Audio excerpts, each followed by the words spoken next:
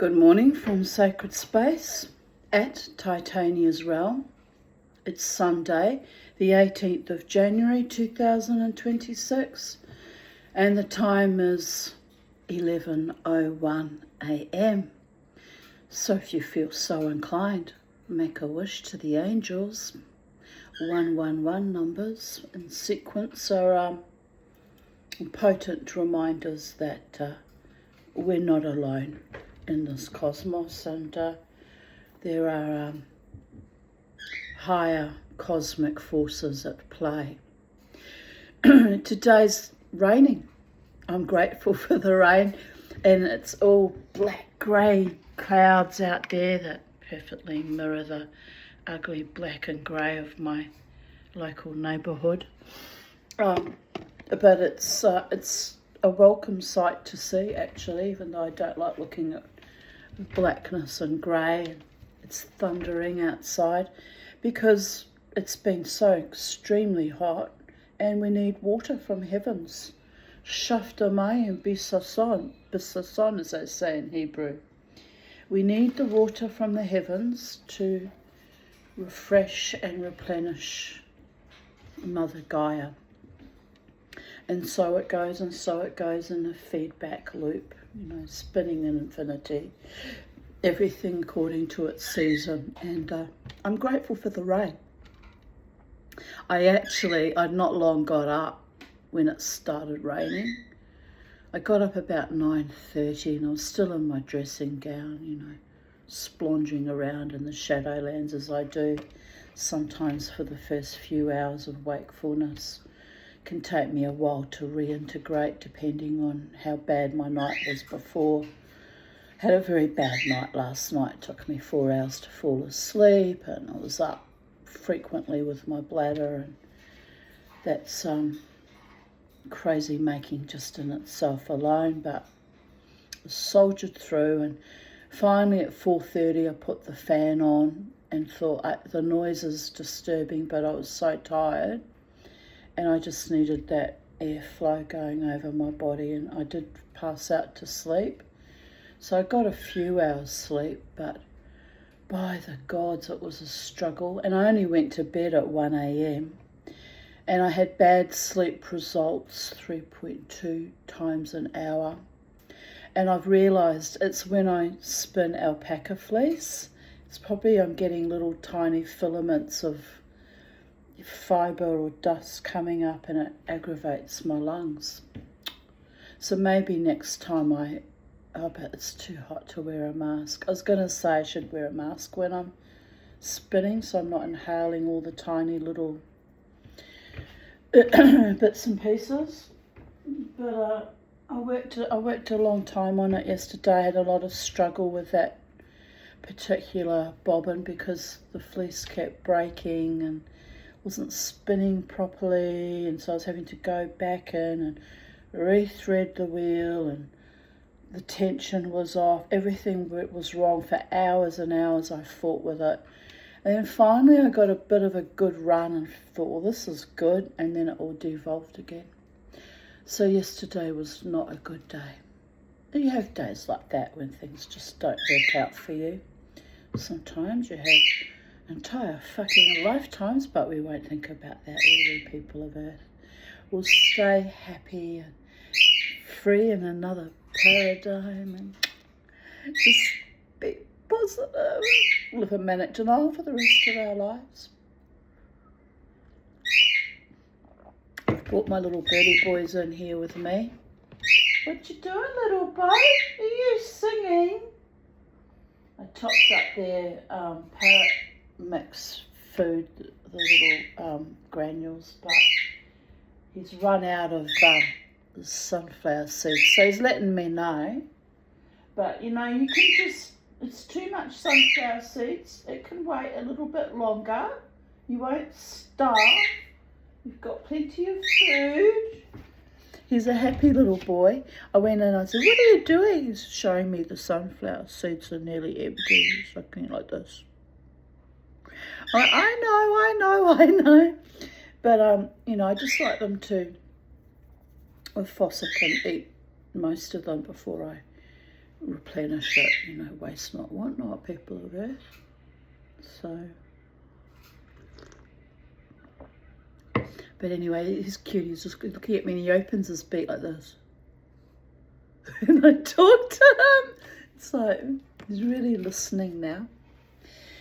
So it's, in spite of the black clouds and the thunder and the lightning, it's a beautiful morning because I've decided it's a beautiful morning, that's why. And it's actually nice having the fresh air and the rain, but we've come in the air conditioning because it's cooler, cools us down, more comfortable for reading and not being bitten by ants in my nether regions. I didn't tell you that, you probably guessed watching me swipe up high on my thighs. It was most uncomfortable and unpleasant. So the ants have won the war at Sacred Space this week. They've driven me inside with the air conditioning. But of course they were agitated because they would have known that rain was on the way. Get very fidgety and tetchy when they start, you know, running around higher up in the house too. They prepare for flooding, etc. Because they know more than we humans know about the shifts in the weather and the changes in the cosmic field, the source field. Well, the source doesn't change, does it? It's eternal and immutable, but you know, the shifts in, what am I trying to say here? The shifts in weather and in also cosmic consciousness. It's all shifting and timelines are being torn apart and reformed, and not to my advantage actually. I'm not happy about what I've been put through, the deceptions of the last few years, but wow. I participated quite happily and joyously and danced and loved and gifted them all little gifts, and it was, you know, from a pure heart space, wanting to encourage us all along in these dark and fucking turgid times. So my conscience is completely clear, people of Earth. It's a wonderful thing, a clear conscience. So, on that note,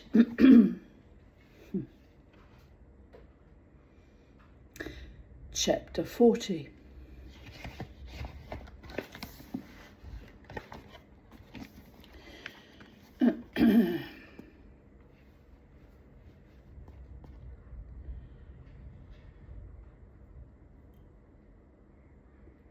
I'm just wondering, because with the thunder rolling through, if we might lose power. I guess, you know, que sera, sera. If we lose power, have to move us outside. Won't be sitting in the hot room, that's for sure. But what will I do with the birdie boys, because it's raining outside? What will we do with you if we lose power, boys? You'll work it out, Mama T. You always do. I do too. I'm a highly intelligent woman. If it weren't for the, like, you know, the complex PTSD, trauma issues and the generalised anxiety, I could have been anybody and anything. We mustn't think about that. Choose to be happy in this moment. Take a deep breath in and out.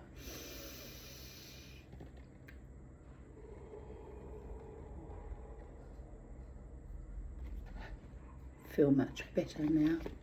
Oxygen, oxygen. It's a wonder drug. We're all addicted to it from the moment of our first breath. Oxygen, people of Earth.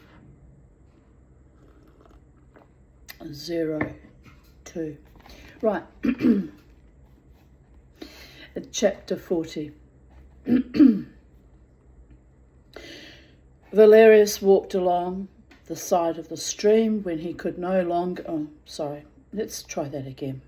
Let's play that again, Tanya. Valerius walked along the side of the stream period. When he could no longer hear the sound of footsteps going the other way, he bent to wash his face. Nobody came to join him or to ask unnecessary questions.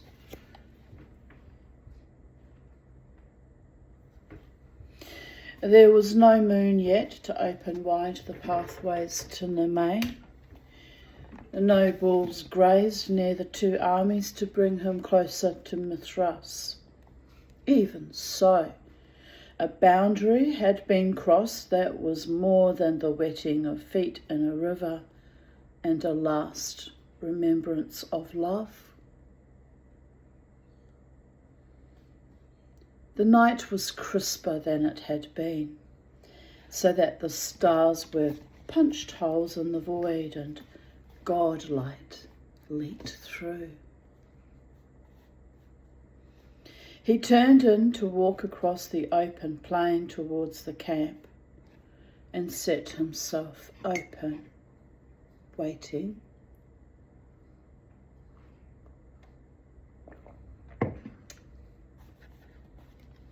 Sigfa met him, who was the last he had expected. She stood alone in night so black that only the brilliance of her hair gave her away. And even that was a strange, muted pewter, not the corn gold of her father's daylight legacy. She had changed since the battle for Camulodunum, and Valerius did not fully know why. Guessing, he said, "I'm sorry about Brant." "Thank you, so am I. But it was a good death and a good day to die. Few of us are privileged to cross the river under the same moon as Dubornos. Did you hear of that?" "Yes, Eramed told me, and then Breaka."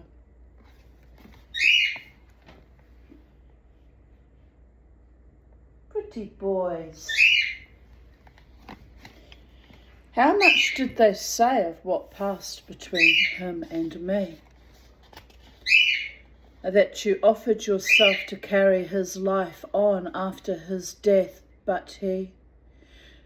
Valerius struggled to find words that would suit and would not further offend the sudden stiffening and the edge of something else he still could not read.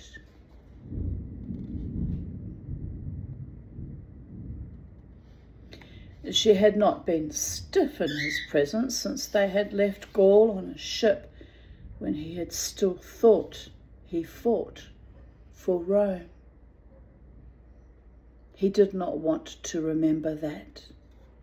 He had grown used to the ease of her presence and her acceptance of him for all he had been. It would hurt to find it lost.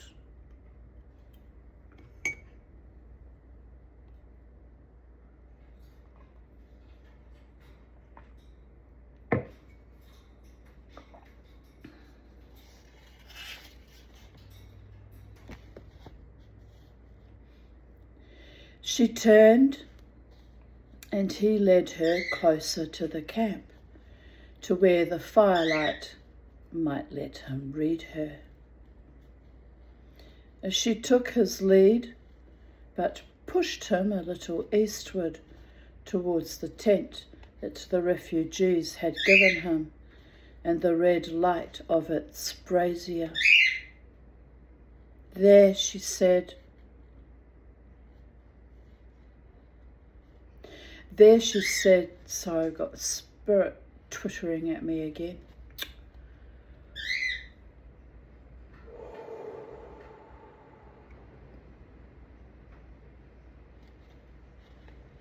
"There," she said. Dubornos wouldn't accept what I offered. He couldn't. Perhaps I should have offered, but I felt it right at the time. Then it was right? Luann McCalmer would have said that better, so that it sounded less glib, or Efnish or Valerius himself, if he had been less raw. I know, and he said what he needed aloud in front of everyone. They will have told you that.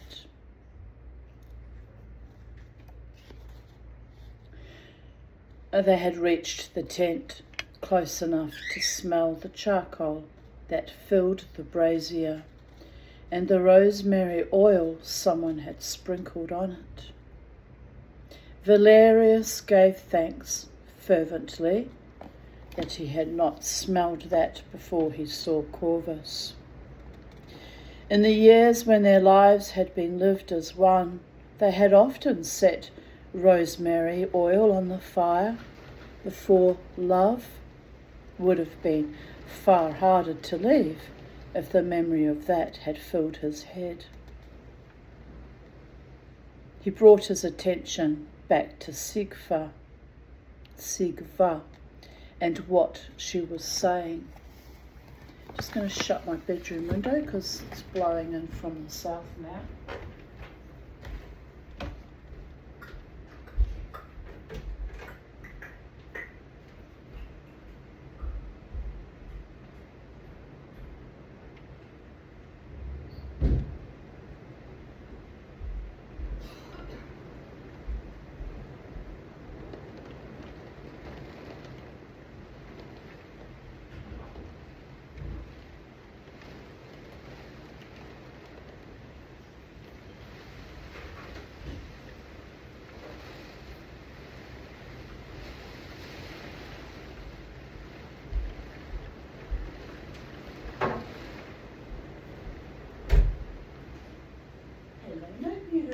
Boy, my beautiful kitty, my beautiful Bobo.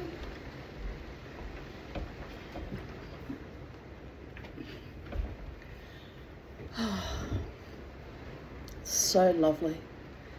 Washing all the dust and grit off my dirty windows too. Australia, mate. Australia. It's a good downpour, just what's needed. I'm so grateful.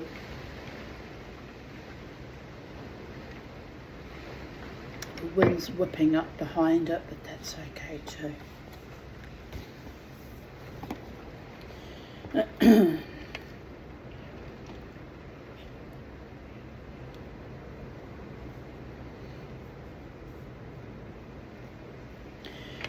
Will not have told you what he said to me alone as he held me. What was that? It mattered. It mattered enough to have made her stay awake on the night before battle and come out to the dark to find him. It mattered enough to turn her face the same bloodless white as her hair, both given colour only by the brazier. He knew that, and even so it was hard to think through the scent of rosemary oil and the sudden havoc of twinned God space that had opened within him.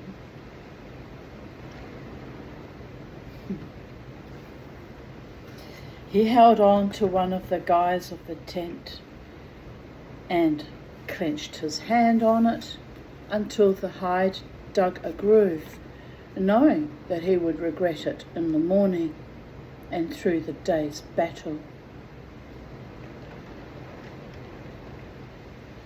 Sigva was no more free of the chaos than he was, only for other reasons that she could not yet see. She closed her eyes and the effort she took to speak was clear. Before he gave himself to the gods, Dubornos said, You are bed for other seed than mine. When the time comes, do not let it pass.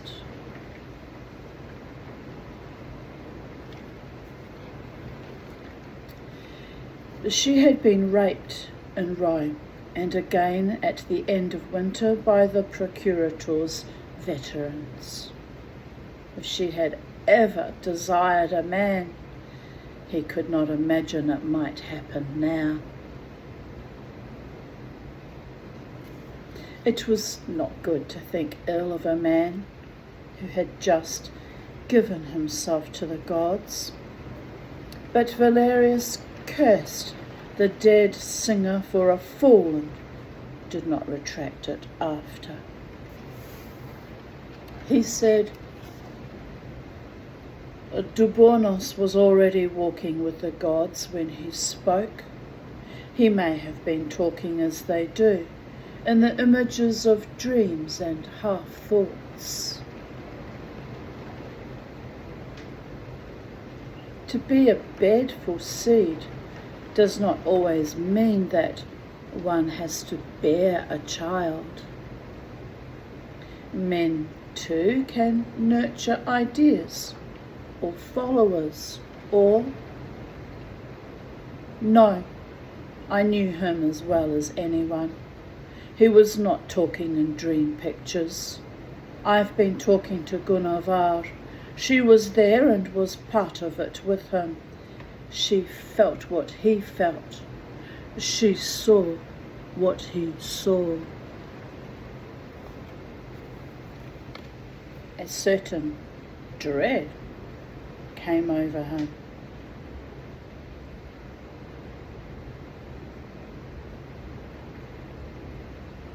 Now the rain's being driven from the east, shifted by the wind. Interesting.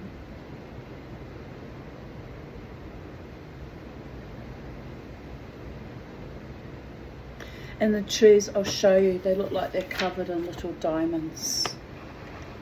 Or the one opposite anyway. The raindrops all over it. The tall, thinner one in front of the much larger one. All silvery in the rain, singing with gratitude for the water from heaven.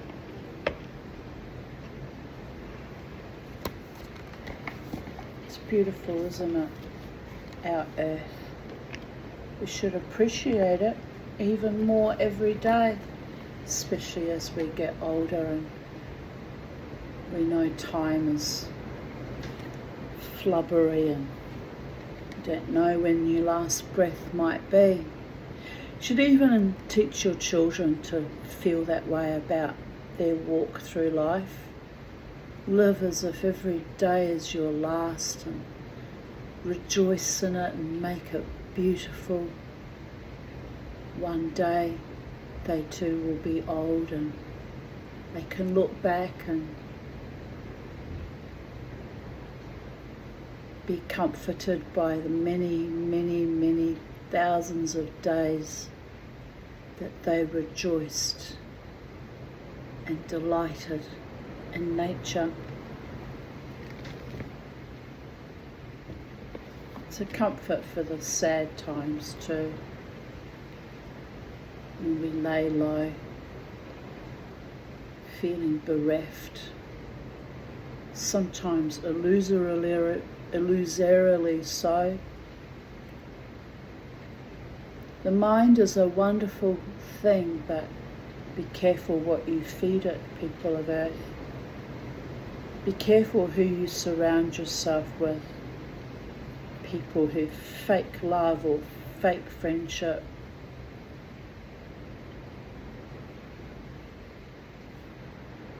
That's one of the worst evils there are. But I've lived it a multitude of times since I first drew breath on this planet, so it's why I recognise it when I see it. And I'm grieving. I'm still grieving.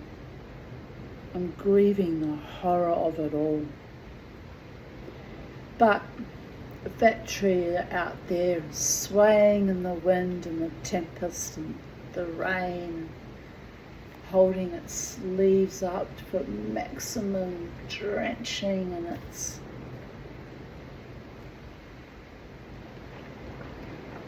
it's joyful. It's joyful, people of Earth. Even in the most dangerous situation where the wind might snap off its branches or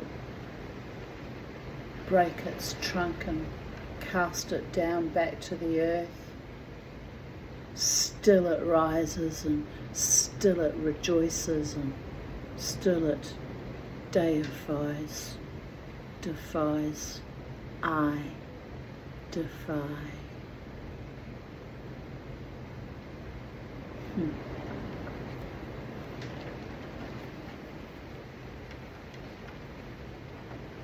Right, where were we? Ah yes, men nurturing ideas or followers or... No, I knew him as well as anyone. I read that, sorry. She felt what he felt, she saw what he saw. Right, we're back on the program, people of Earth.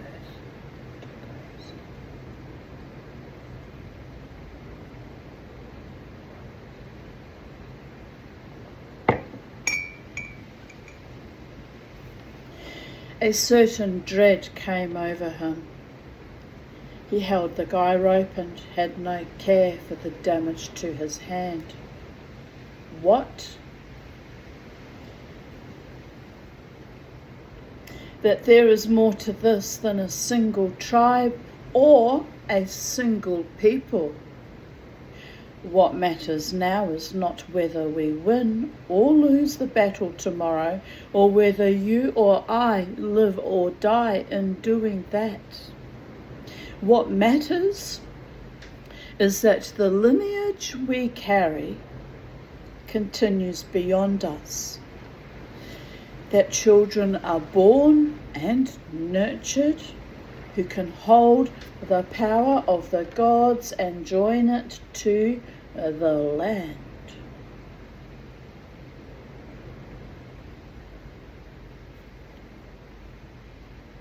While in contemporary modern Western civilization, we've been cut off from our land and our roots and our gods.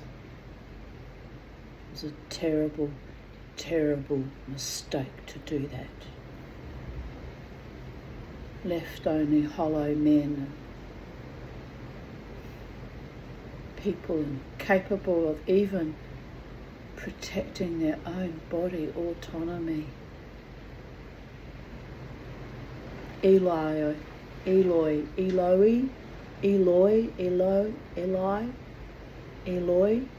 of the brave new world, evacuated out of their own souls. Steiner said it would happen 100 years ago. Imagine having that kind of vision or precognition or foresight to predict that that would actually happen, and everyone probably thought he was crazy, discounted or diminished his belief systems, thinking he was just a nut. And now they know. Now they all know. People of Earth. But what are we going to do? We'll shuck it off, otherwise we'll just grieve even more, and we'll delight in the storm. It's a beautiful storm. The Mamati loves storms. When I was younger, I used to find one of my lovers, and one at a time, people of Earth, whoever was around in that time frame, we'd make love. Making love in a storm is beautiful, especially after a hot, stinking Queensland summer's day. I've got you all going, haven't I? But I'm serious, like, it's a release. in more ways than one, darlings. But Mama T is waiting for a man I can joyously release with, who will treat me with honour and decency and integrity and love all of me, body, mind and spirit, intellect and emotions, and will be true and loyal and faithful and kind, and won't dare ever to diminish me. Had a lifetime of that too. That's why I've hung on to this rage longer than normal, because it's just, how many fucking repeat patterns can one woman be forced to endure by all the gods?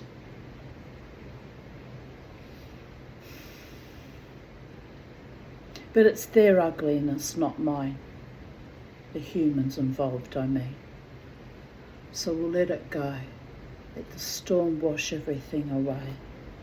Cleanse and purify and edify and bless.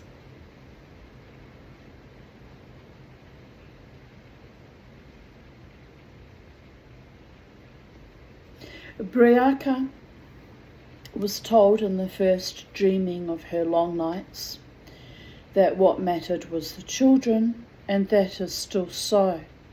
Without the children, the right children, we can win tomorrow and still lose. Children that dishonour their parents, that abandon their parents because they got old and frail. Certainly losing on that team, aren't we? But true love, the love of a mother for her progeny, never really dies, people of Earth. Never really dies. Right, we're getting hot. We're getting hot again, boys. I don't know what's happening with that aircon. Sometimes it just kind of reaches a plateau and drop it down a degree, and then I'll be putting it back up when it gets too cold in here. It's a good aircon. I'm not complaining to the person that provided it for me. Thank you, my darling. It's actually life-saving. You've saved my life. I know you regret probably saving my life because, you know, we fell out over the COVID fucking paradigm, but that's okay. I still honour what you did for me and the kindness you showed me, and I still love you. Mama T doesn't let go of love for true friends easily, even if we fall apart at the fucking seams and life tears us apart and turns things ugly and rancid. The love's still there underneath, bubbling under the surface. It's always there, always, always.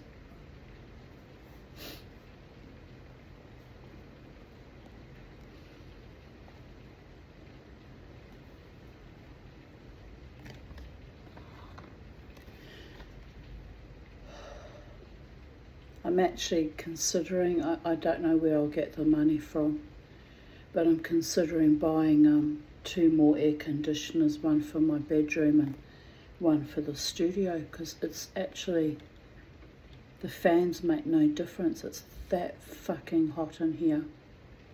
So anyway, we're making it work by bringing the birdies in here, but at night I worry about them in their back bedroom because I can't keep, everything, the aircon on all night, and they can't be in here with me while I'm watching TV because of the noise, and so it's a problem. Got to keep us all safe and comfortable.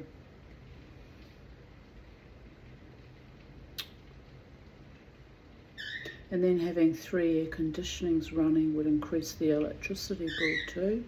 So there is that. But, and they're not cheap. They're not cheap, but, well,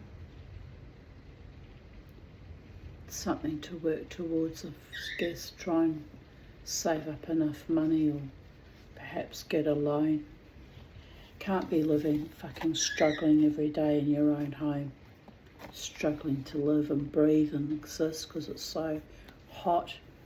So, you know, we're in here enjoying the cool and the rain's easing and it's kind of lovely. I might even, now that the rain's ceasing, turn the aircon off and have fresh air coming through the windows. Let's do that, people of Earth. Fresh, moist air from the rain. Yes, we're going to have real air, fresh air while it's all nice and cool. And when it heats up again, then I'm going to put the aircon back on.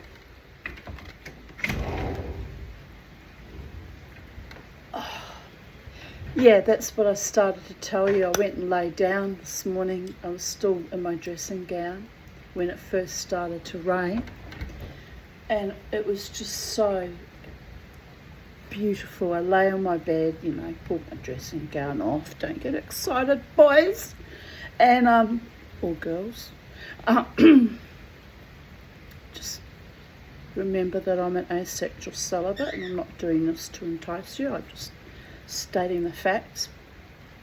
So I lay down on my bed and pulled open my dressing gown, all my fat flubber, you know, and I just let the cold air, moist air blowing through my window over my body, and it was just like being bathed in just pure ecstasy, actually.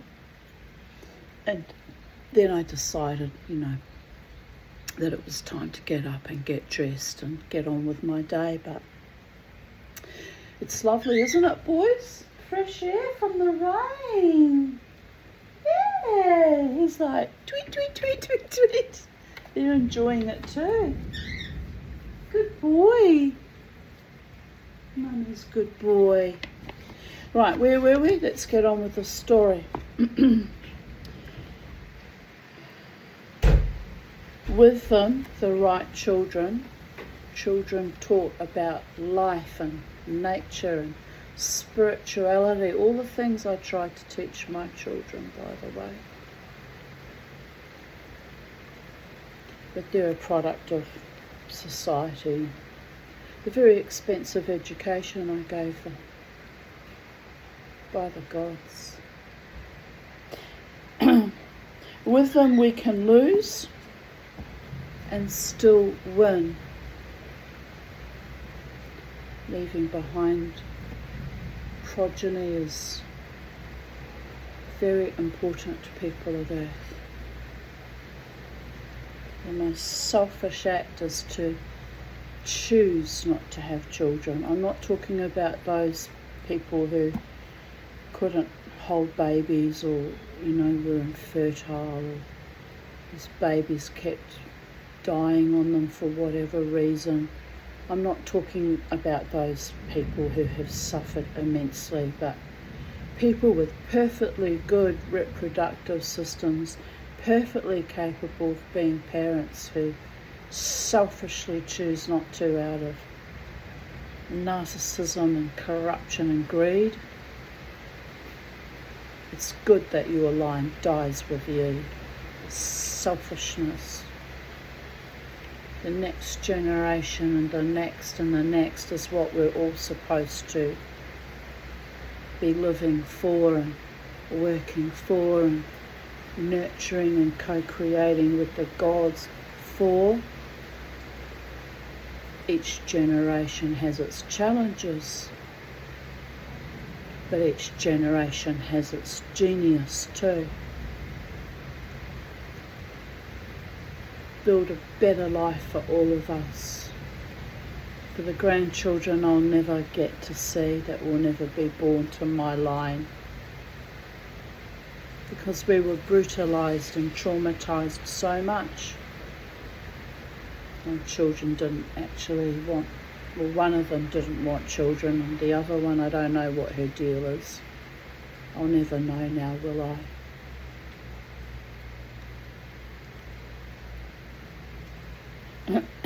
But, you know, the COVID epidemic has a big part to play in all of that, the destruction of our species.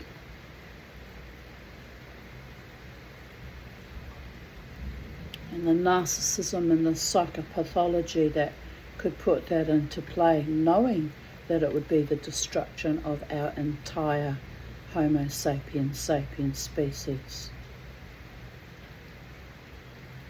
It's enough to take your breath away.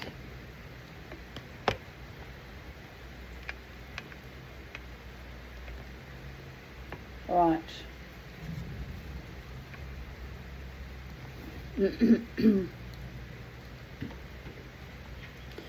He had walked across ice, and the ice had broken, and he was falling through endless black ice frozen water. His hair stood on end, and Thor and Odin, and his tongue had swollen in his throat. He tried to remember Corvus and could not. Longinus was within shouting distance. He could not find the breath to shout.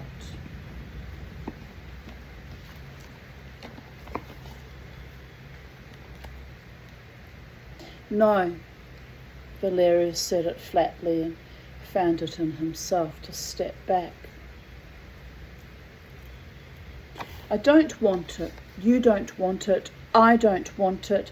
If it must be done, let it be others than us. Who? Sigva looked like her father when scorn was his weapon. You think I should send you to Gronier, perhaps? Don't. She had come close, and he must have tried to push her away. Her hands were on his wrists, holding them. Her face was close to his, so that he could smell her breath and her sweat, and none of it was what he had just left by the water's edge. It was not what he wanted. He could not imagine ever wanting it except once, and that had been Nemain, which was different. He remembered river water and the run of it over his skin, and the memory was sacred and would not be pushed away. Nor would Sigva. She was the stronger, and the gods lit her eyes. She was her father-made woman, or simply come again to earth in different form. Valerius had never loved Caradoc, only respected him and envied his life.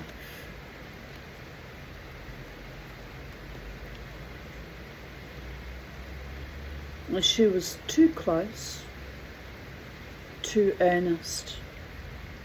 Valerius, listen to me. Our two lines must continue. Grania is of the sun hound, but she's too young. Kunamar could get a child on someone, but he is only one part of it, and there is no one to match you. You are son of the elder of Mona, one of the greatest, possibly the greatest there has ever been. Macha was his match, If she had stayed, there is every chance she would have been chosen in his place.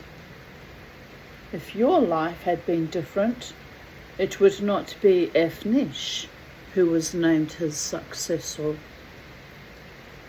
Uselessly, I don't want to be elder of Mona. I know, and you don't want to father a child, and I don't want to bear one, and yet it must be done. It must be done.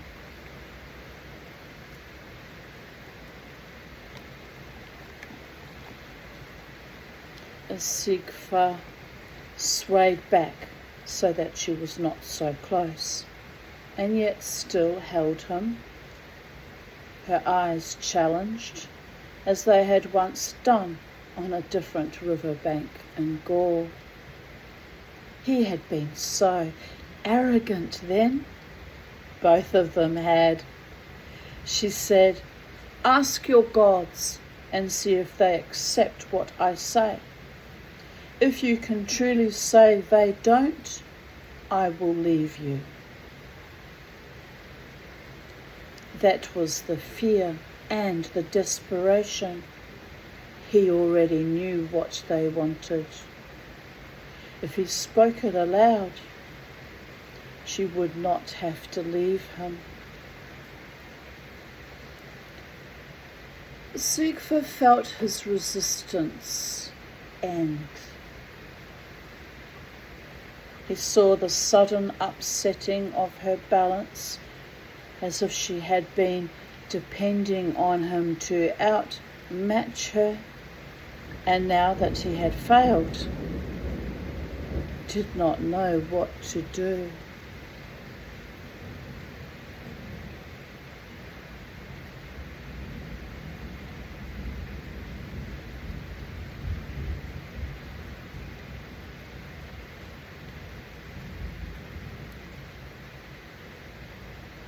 She gathered her courage, a smaller figure now, following a path she had never wanted to tread. They were near the tent. She still had hold of him and tugged him towards it. In here? They were too close to hide from each other and had shared too many battles. He could feel her fear and the courage it took for her to keep to what she believed was needed. "No," Valeria said. "This child should have nothing of Rome. Come with me." And he led her away from the stitched hides and the red glowing charcoal and the too strong scent of rosemary oil, and back to the water's edge, upstream from his meeting place with Corvus. The river curved round to the east and swung back again in an oxbow. The apex of the curve was a point halfway between the two competing armies. There was just enough light from the fires of both camps by which to see the ground and each other. Here, elder, heavy with hard green berries, made a stand with drooping willow. The grass was ankle deep and untrodden as yet by war. Water hissed smoothly. No crossing stones stopped the river. They disturbed a roosting crow that flapped raggedly away. Its feathers cracked in the dark.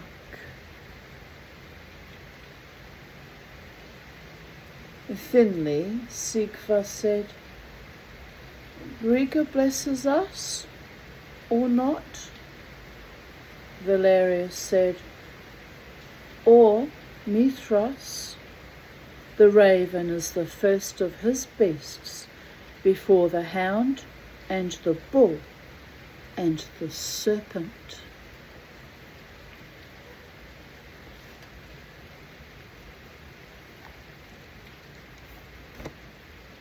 Sigfa forced a smile. If we meet the others, it could be an interesting night. She was so deeply afraid and striving so hard not to show it.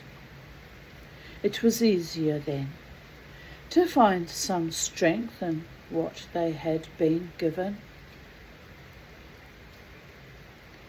Valerius searched his own soul for compassion and found it, and a kind of love that was rooted in respect for all she had been, enough to let the two gods within bring some sense of passion.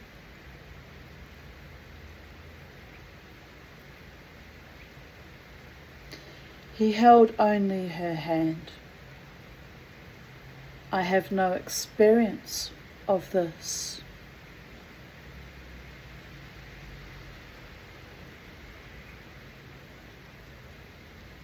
And I have too much.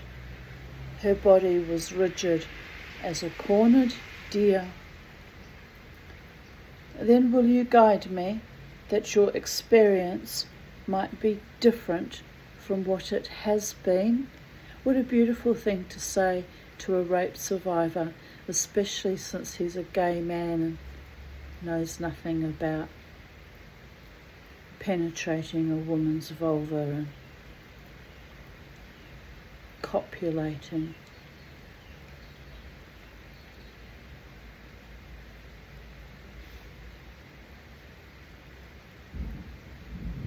What a strange situation to be in. I'm pretty sure Sigfa was lesbian too, so it makes it just as awful and awkward for her. But, the biological imperative. Babies must be born, people of Earth. New life must be allowed to flourish. It's about more than just mere survival, by the way. It's about a future someone's eyes will witness, someone's heart will be ennobled by.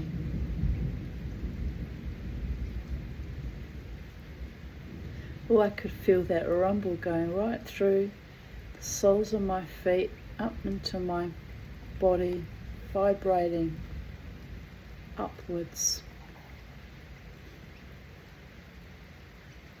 Thor and Odin agree with me.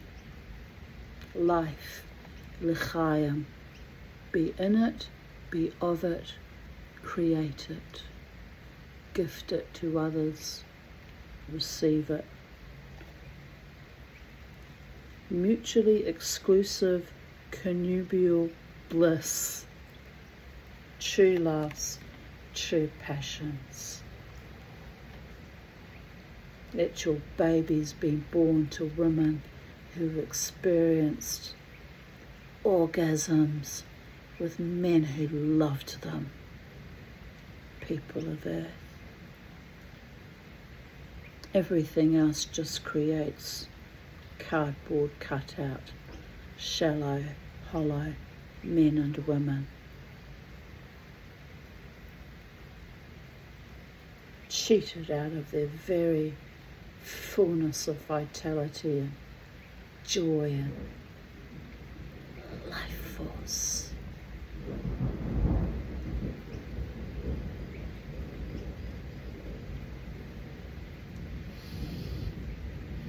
Forever scrambling, trying to play catch up for what was stolen from them at their very conception.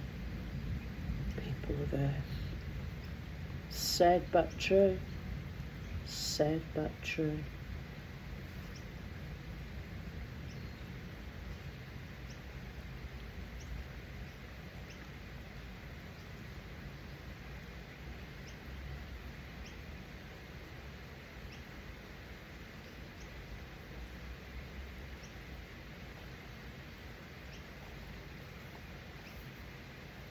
I'll repeat that line because I find that quite poignant. Then will you guide me that your experience might be different from what it has been? A thoughtful, empathic, caring equal of a lover. May I be blessed to find one like that one day. Even though I'm old and it's kind of a bit silly. You never know. My demented mother got married at 73 to that fucking con man. You never know. Stranger things have been known to happen. I don't want to get married. I'm just saying I might find a lover by the time I'm in my 70s. Better hurry up. It's only 10 years away. 9.5 years now. Tick tock, tick tock, tick tock.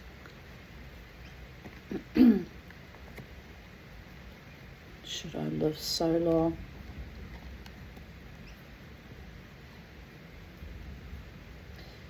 I can try, but if I fail, you have to finish. I can try.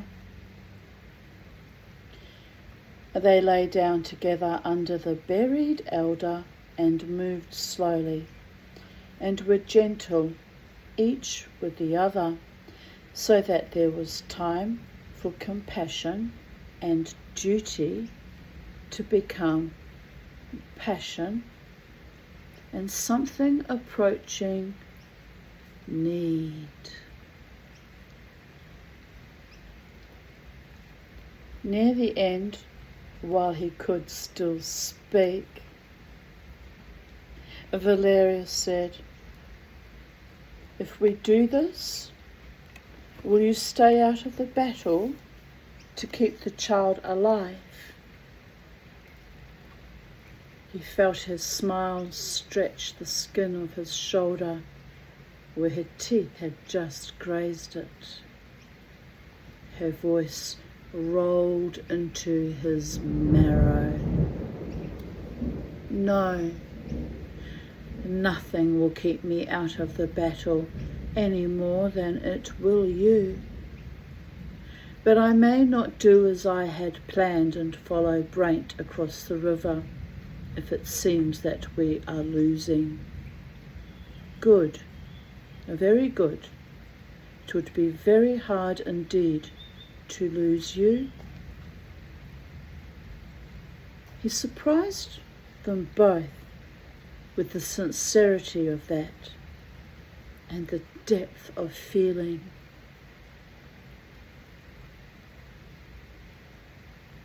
It was enough, evidently, for them both to climb the last hill and find release and rest, believing that a child had been made that would carry the lineage of moon and sun and build a life in a future yet to be fashioned.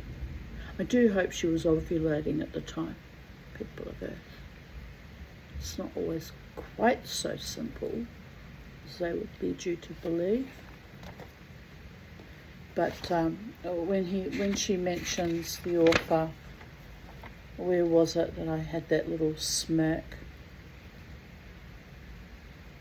She had the gods lit her eyes. Ovulation, people of Earth. You always know when a woman's at her peak potentiates.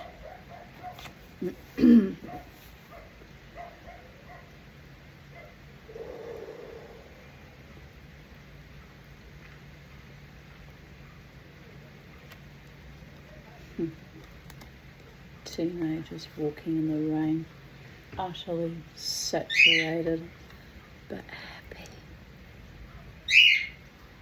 Yes, my birdie boys, it's lovely. Right, let's see how long chapter 51 is. I may continue. I'm a bit tired, but I may continue. It's not too long. Looks like it's going to be a long one, so in that case.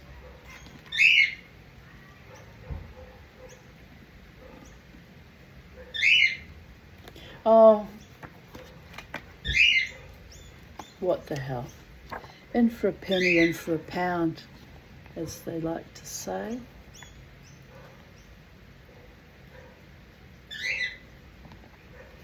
I will be rewarded one day for the energy I've poured out into my fellow Homo sapiens sapiens. Don't know how or where or when, maybe in the next dimension, but the rewards will be immense. You kind of have to laugh.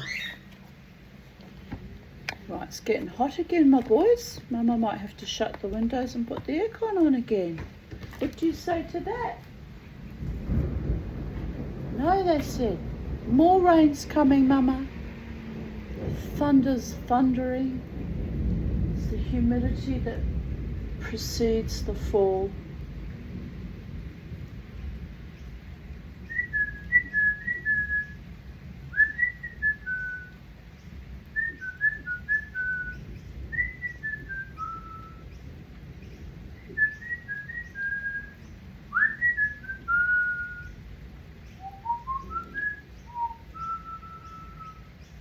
What do you say, Bo? What do you say, Kermit?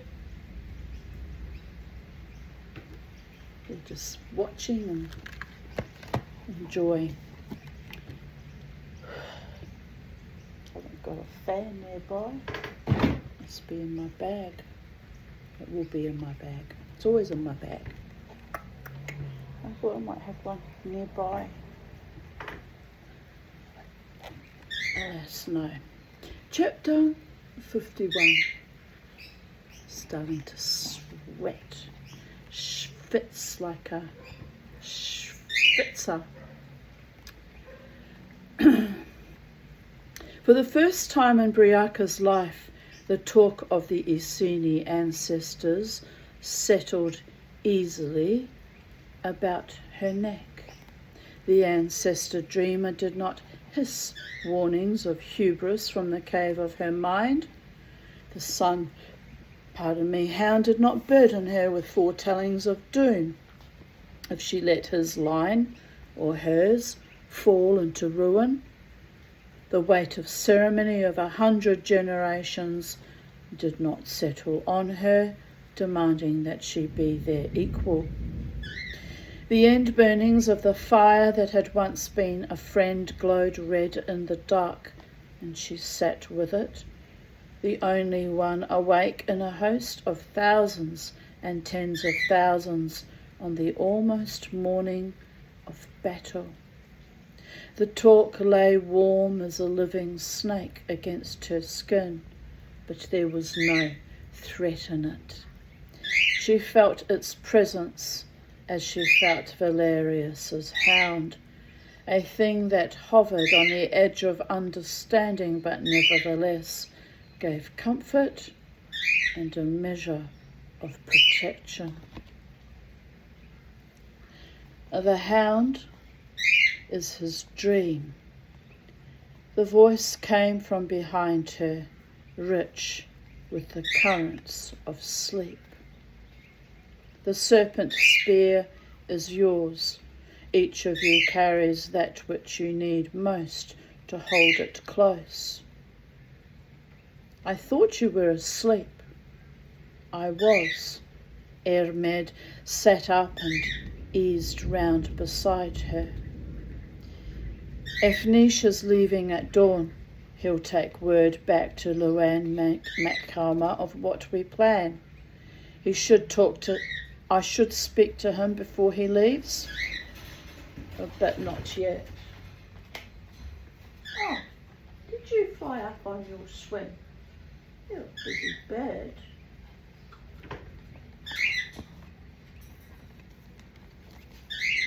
There's time enough before the light comes. Are you coming out of the cage, Kermie? Good boy. What's happening, Kerm? What's shaking? Are you going to shake out those tail feathers? Shake it, shake it, shake it. Do the birdie boogie. Yeah, do the birdie boogie. Oh, yes he is. He's going to boogie like it's 2026.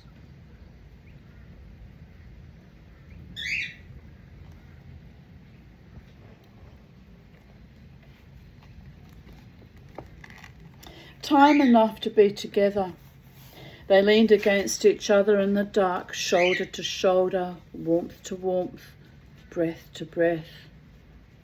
They had never said goodbye on the morning before battle, only their closeness was more tangible, and time was slowed for a while, then too fast.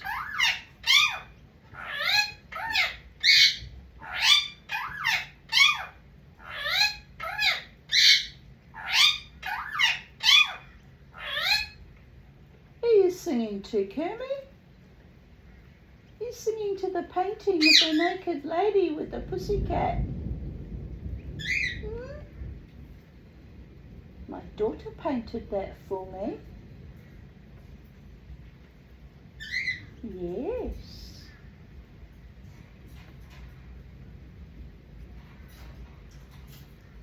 You're going back in your cage.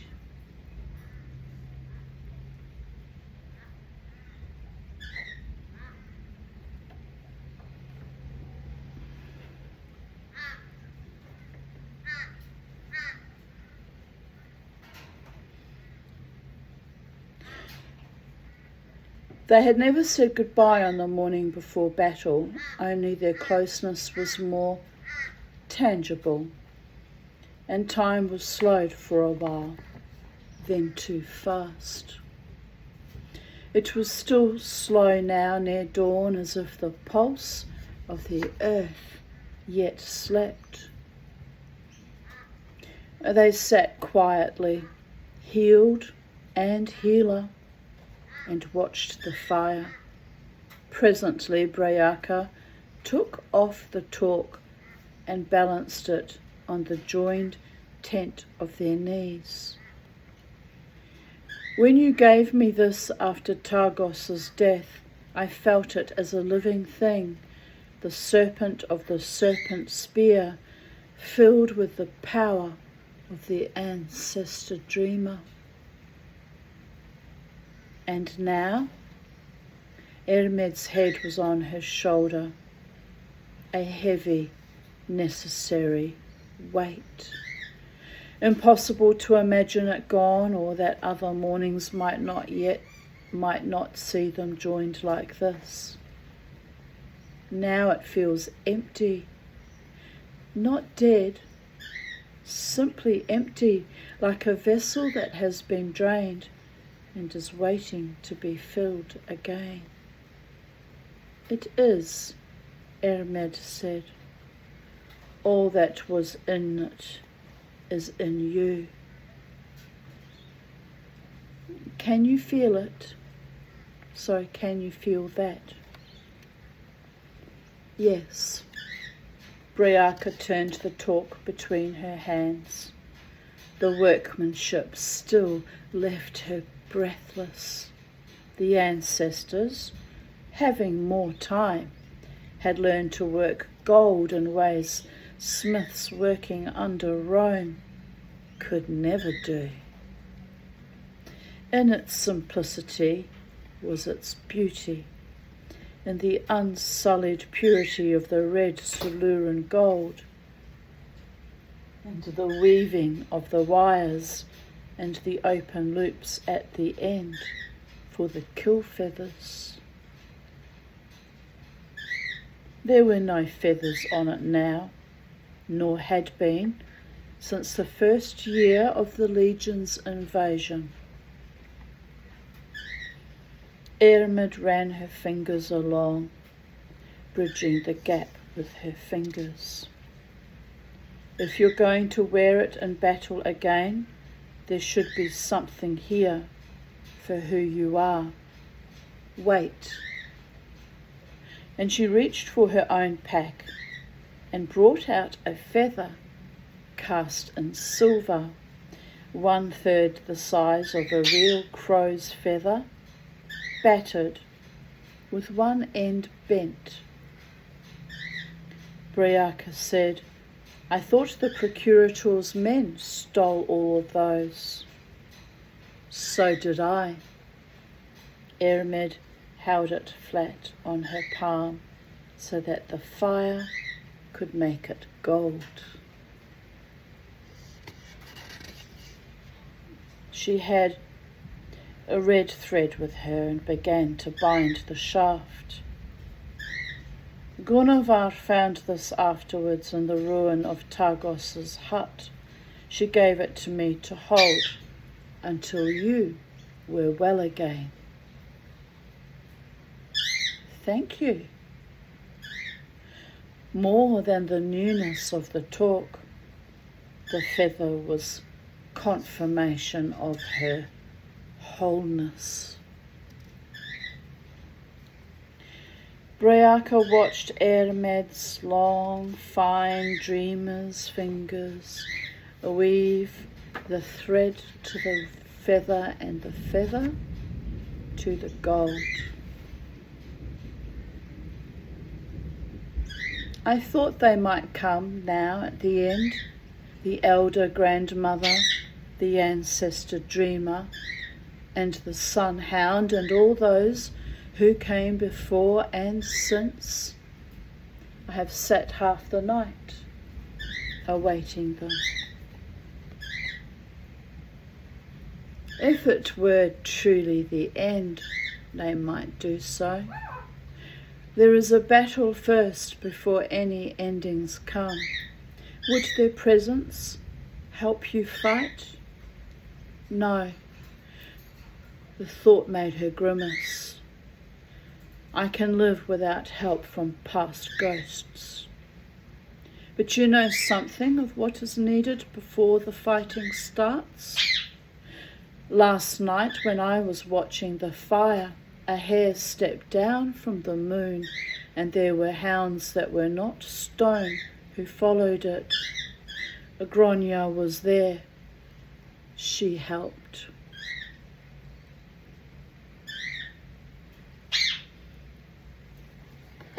Can you bring that into being? I think so. Later, when we must. She did not mention Venusius's question, nor had she done so to anyone. Dew had formed on the grass around them, beyond the heat of the fire. In the trees behind, a kestrel fed mewling young, somewhere too close for comfort. The skull dreams of the she-bear started up again, maddening as biting flies.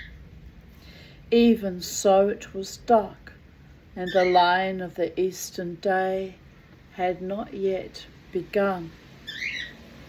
Breaca reached out and took the half-bound feather and the talk and laid them aside. It's still night, she said, and we have time to be together before we must be all that we have become.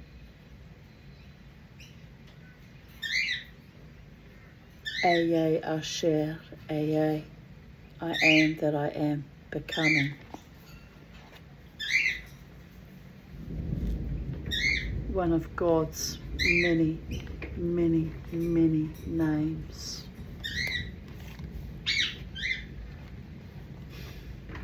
Whom might I yet become, people of earth? A woman who was truly loved at long last, perhaps. It's got cooler now. It got really humid and intense, so much so it was cloying around my neck, and now it's pretty again.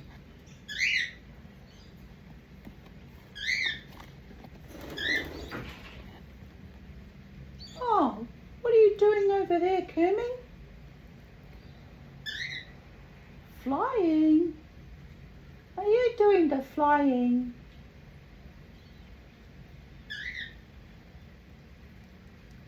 And he's pulled out a feather. Okay. Whatever works for you, mister. I don't actually want him flying too much around this room because of all the crystal and china, but hopefully he doesn't knock anything down of any great value. You're getting agitated, little boy. All right. Good flying.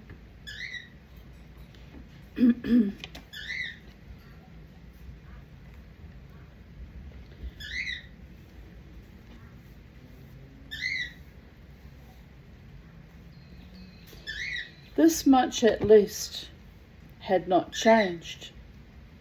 They did not say goodbye, but they lay together in the dark beyond the red wash of Brent's fire and let drop the last boundaries that divided them, and shared the stretching time when the pulse of the earth was still slow, and they could watch each heartbeat and savour it.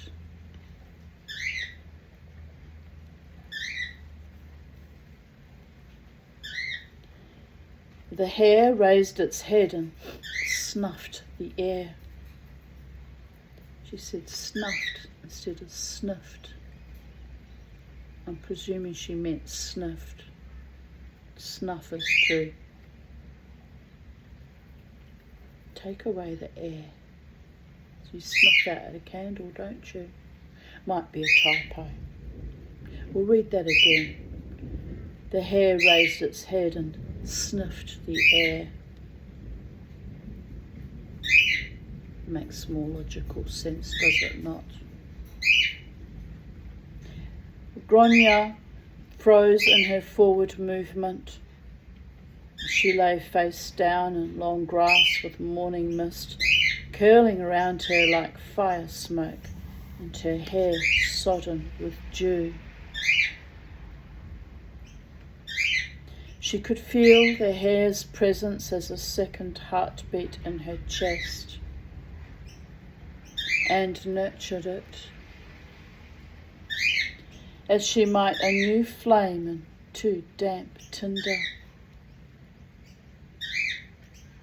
Warily, afraid to crush it with her own clumsiness, she attended as lightly as she could on the dry, tickling sensation that teased the roots of her mind, on the spiking sense of urgency that did not come from her, or from her mother, a spear's throw to the left, or from stone close by on the right, but from the hare instead. These four, herself, her mother, the hound and the hare, were all part of the hunt, and Grania the centre of their web. Her own heart hammered too hard and would not be quiet. She had not felt like this since before the procurator's men had assaulted her. Possibly not even then.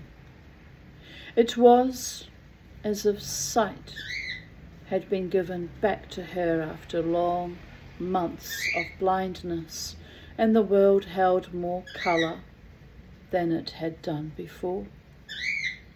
She wanted to tell Bellos, it but was not sure that it would be fair. The hare relaxed. The distant sounds of the war camp were no longer as unsettling as they had been. The skull dreams of the she-bear, begun long before dawn, were no longer driving it mad. Grania edged forward. She had never wanted to be a hunter, but her mother had asked it. The dazzling stranger, infinitely familiar, who had woken her with a hand on her ankle and an offering of fresh oat bannock and river water flavoured with dried elderflowers. Her mother, who had held her close and pressed her lips to Grania's hair so that her breath warmed her head. And there had been a moment's safety in the unsafe world. And that, too, had been something to nurture before the morning snuffed it out. This time that's a correct usage of that word, you understand. Being a bit pedantic, I know.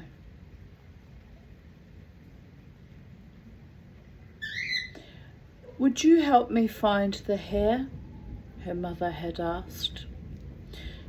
A strong young doe in young, but not too heavy so that she can still run fast. "We're not going to kill her. I have an idea of something that may help us today." Breaca had been with Earmed, clearly. The legacy of that hung around her like a cloak and made sharper her gaze, so that she looked like the elder grandmother, except that the care was more evident, and that had made the morning brighter and less frightening.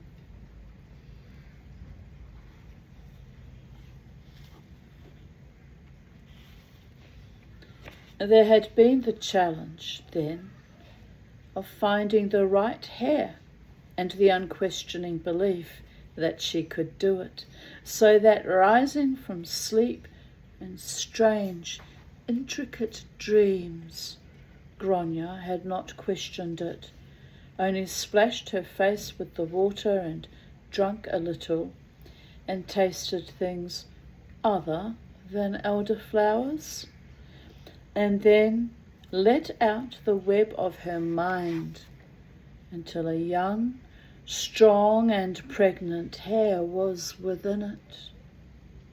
And she had walked and then crawled and then slithered within reach of it. Oh, the aromas with that coming in with that breeze is just sweet and gentle and almost third eye opening, people of earth.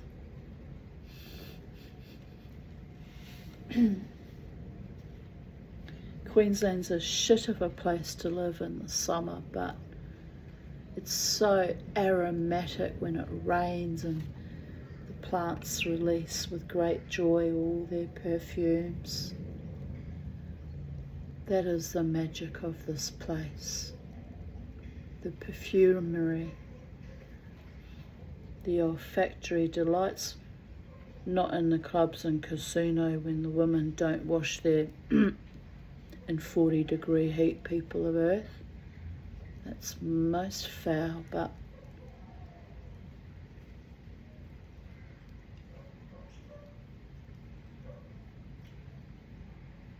fresh air, ionized after the rain.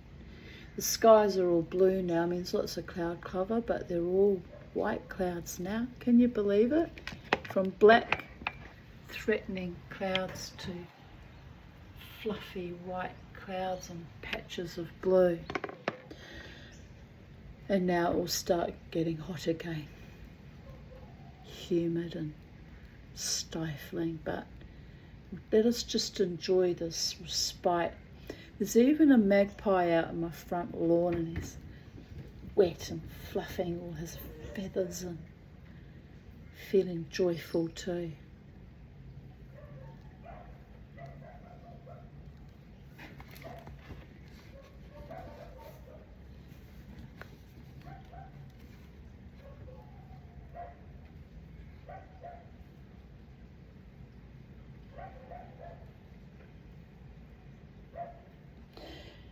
Her mother had a net, which was already set, hanging up on forked hazel twigs so that it would fall and fold onto anything that ran into it. Grania had decided she did not want to rely on it.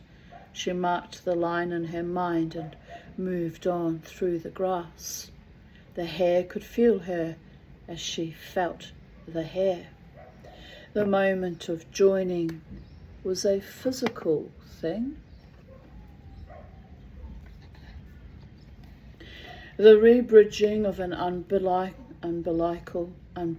cord that each had sought, but not known how to find. Fear and hope came together. Its fear was her fear, her hope was its hope, and the certainty of safety. She sang to it in her mind, and it sang back high silvered notes, like the music of the moon.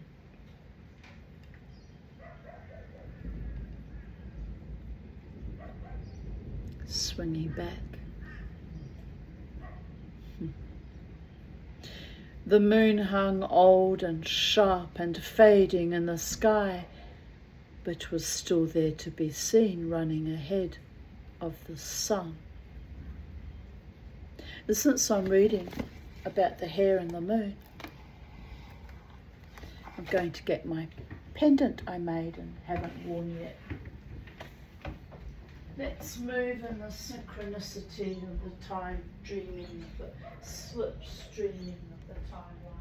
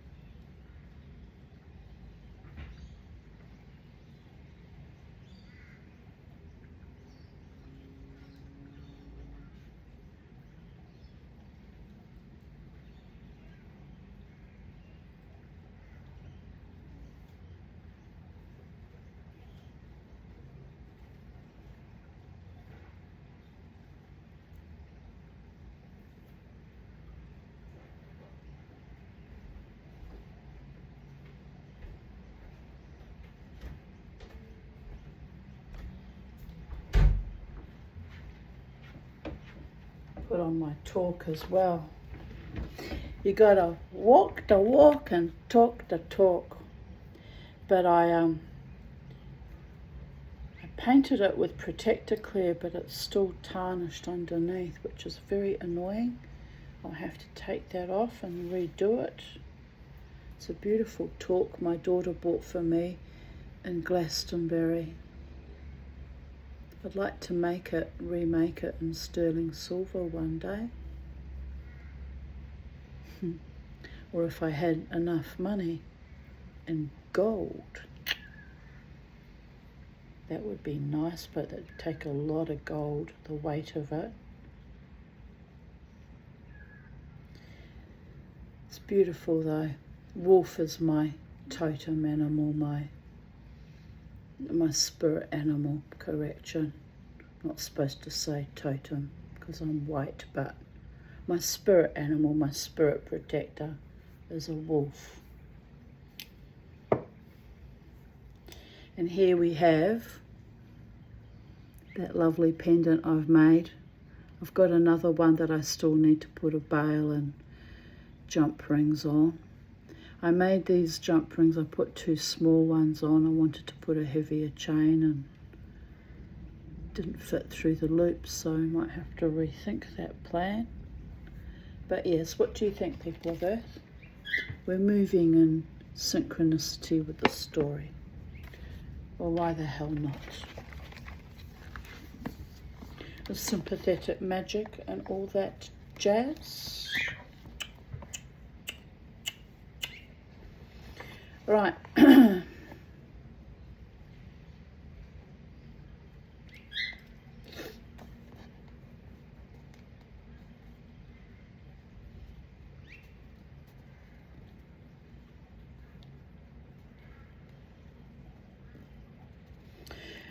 Fear and hope came together.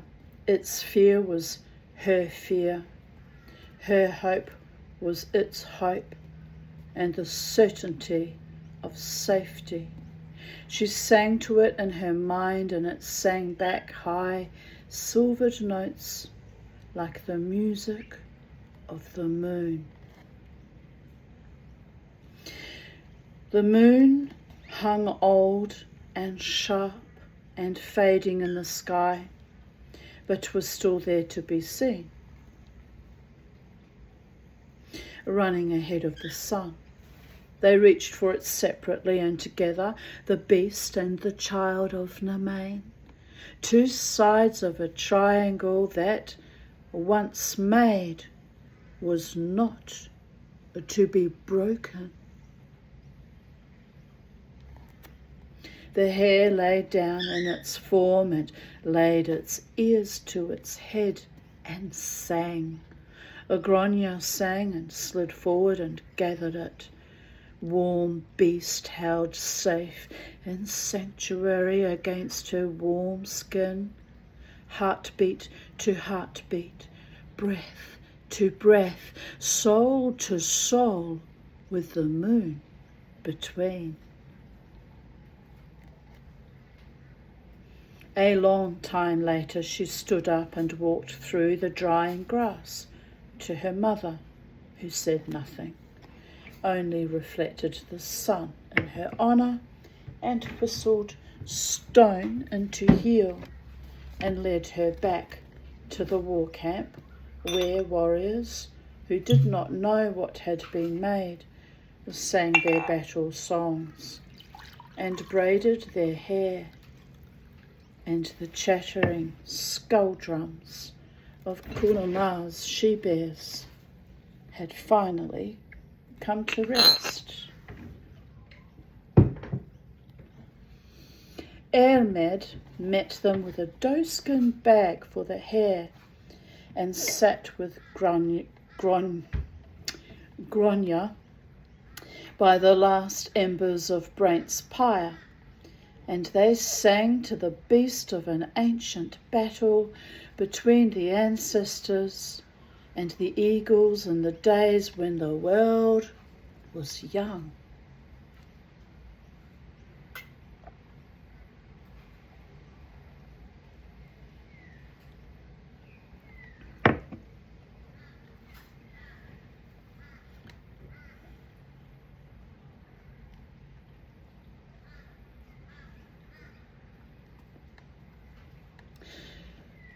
Belos came to sit beside Gronya, and she did not need to talk to him of the unblinding and the new colours in the world.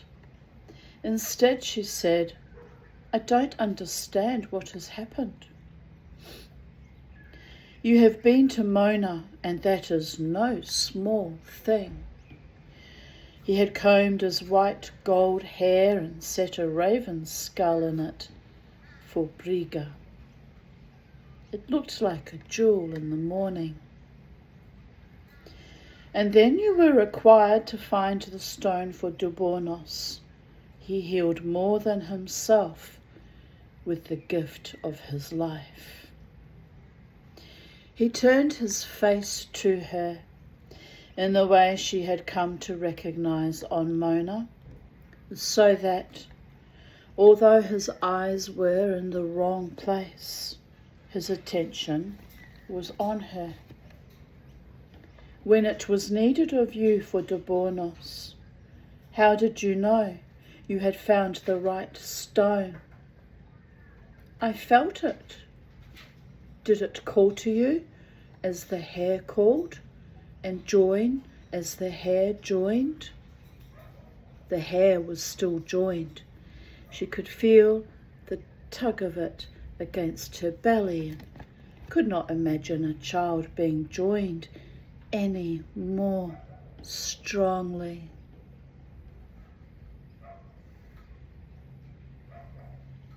It's how I used to feel my dogs and my cats. We would be out shopping somewhere in a shopping centre, taking advantage of the air conditioning and looking around, and I would say to my friend Jared, I have to go home. Bella needs me. Bella was my little Pomeranian, Bella Rosa. Little redhead she was. Oh, she was a beautiful dog. He says, we can't go home because of your telepathy with your dog, Tanya. And I would say, I know, but I can feel it in my belly button where the umbilical cord would be, as if I've birthed her myself, with a pulling, tugging on my solar plexus. He would just shake his head, and we'd keep shopping and have a bit of lunch or whatever it was we were doing, and then I'd look at him and I'd say, I really do need to go back home now. I have to be with my dog. He thought I was quite mad. Of course it is quite mad in many ways. But I get very bonded to my dogs and my cats and my birds. I was very bonded with Charlie too. But not so much like a umbilical cord type bonding, but oh, that bird loved me. She really did. And I loved her. Right, where are we? You playing with your toys, little ones? Bo's in his toy box. Good boys. Playing. Right.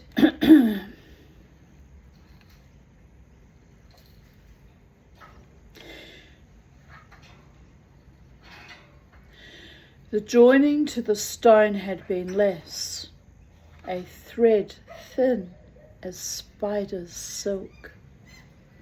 Without the more tangible feel of the hair, she would not have recognised it. Ballas put a hand on her shoulder. Don't hold that sense too hard or chase the feel of it. Just stay with it and know how it is, and be ready to know it again when it comes.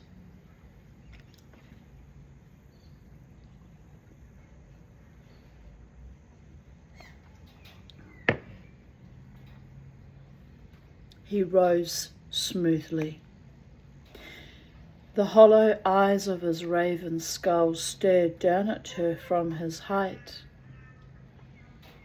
You should stay here while the rest prepare for battle. I need to find Kunamar and then Hawk. Can you point me to one or the other?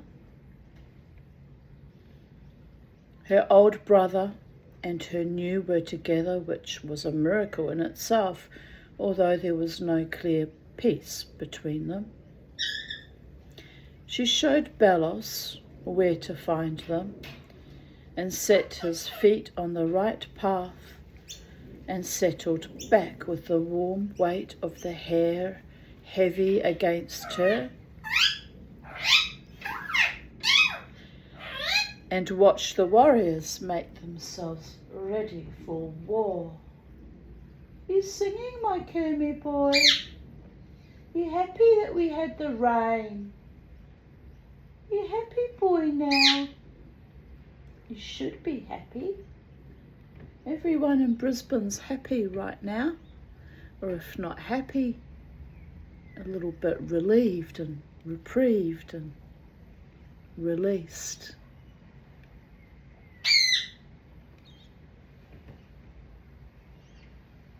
Yes, my little bubby. My gorgeous boys.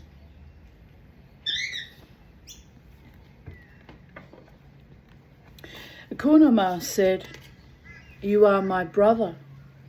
"Yes," said Hawk. He bore the bare blade of a Buravik on his back and had set his hair in the Iceni way, with the warrior's braid at the side, as someone had given him the small antler of a young buck, and he had fixed that at his temple in place of kill feathers, and painted the serpent spear on the top part of his sword arm. Everyone by then knew why. One should love one's brother, or at least not hate him.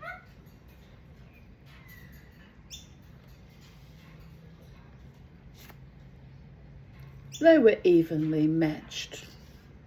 If they had fought, Kunama believed he would have won, but only because he had the advantage of the bear. New claw marks bled freshly on his shoulders, as on the shoulders of the 200 others who had danced with him in front of Ardakos, to the rhythms of the skull drums, and given their souls afresh to the bear.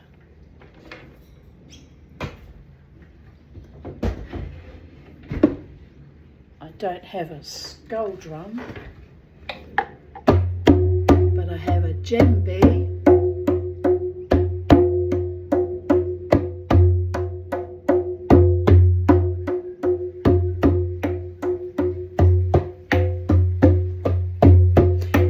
With going to drumming circles is I always want to dance as well as drum. It just stirs something very primal in me, and I love dancing. I don't dance very well, people of Earth. Some fucking feted, filthy animal at the Koala Tavern on the 5th of April 2025 told me I was an ugly dancer. Oh, he was ugly. The Bodicea would have just stabbed him right in the fucking eye, but I just looked at him like the filth he really was and carried on doing what I do best. Dance terribly, people of Earth. But,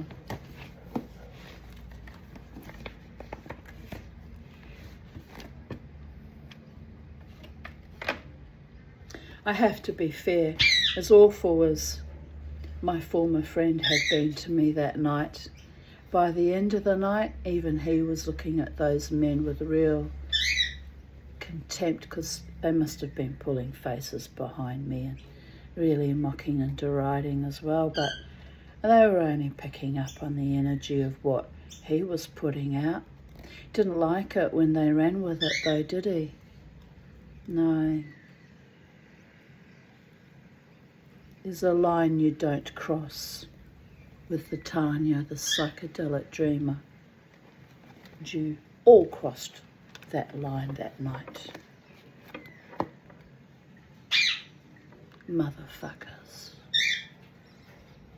There was a lot went on that evening. A lot. And I held my own like a queen. So fuck you. Right. You always know when the gods are revealing true hearts and minds and drawing out the evil so it can leach and be purged and purified and cleansed. People of earth can be a long, slow process. Sometimes you've just got to watch them soul bleed and fall to their own destruction. And it doesn't spark joy in my soul to see that, actually, because I loved them all dearly. Almost as if they were my own family. But thank you for the reminders that I don't have a family and that I don't have anyone but the gods. Thank you all so very, very much.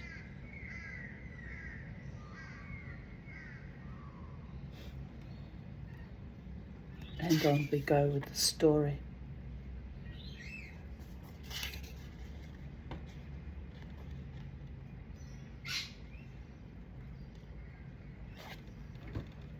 Hello, Laura Keats. The mama hasn't got food out for you, but it's been raining, so I guess you're all right. I'll be all right. They'll be all right, and the mama tea is all right.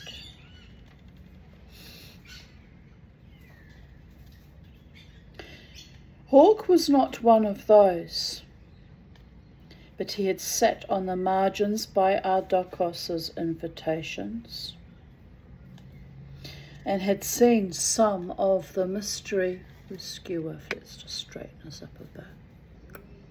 Better, sort of, kind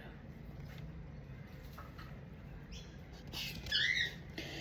Only the Boadicea and Sigvar had been so permitted before, more even than Iburovic's blade.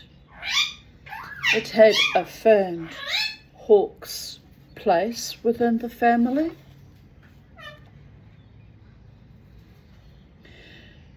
Around them, the singing of the warriors had halted, and some were mounted ready.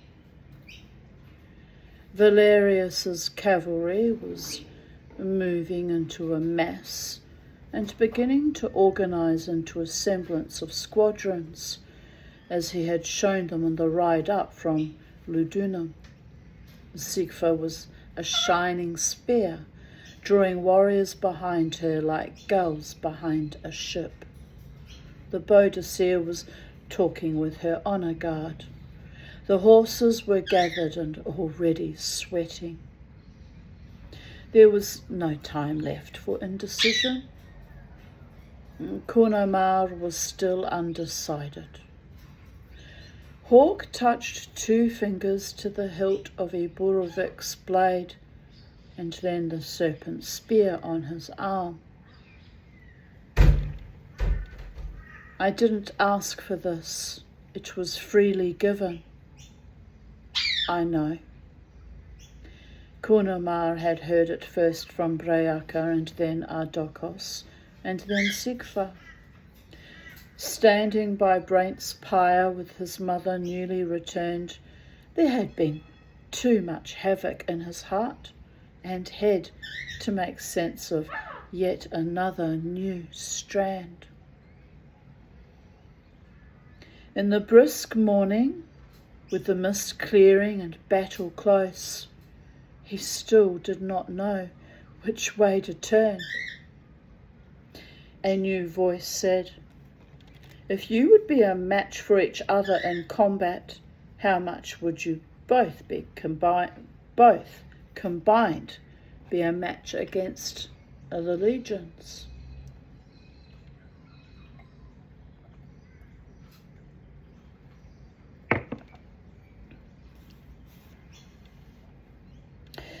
Belus spoke from Conema's side, the bright-haired Belgic youth whom he had met as a frightened slave boy in Gaul, and who had become, it seemed, a dreamer of Mona given to Briga and blind.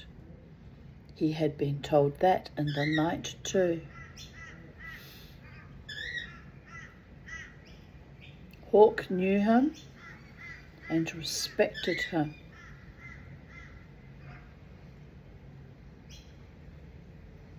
He gave the salute of warrior to dreamer, and then, unexpectedly, he turned to Conema and gave the salute of warrior to warrior and shieldmate.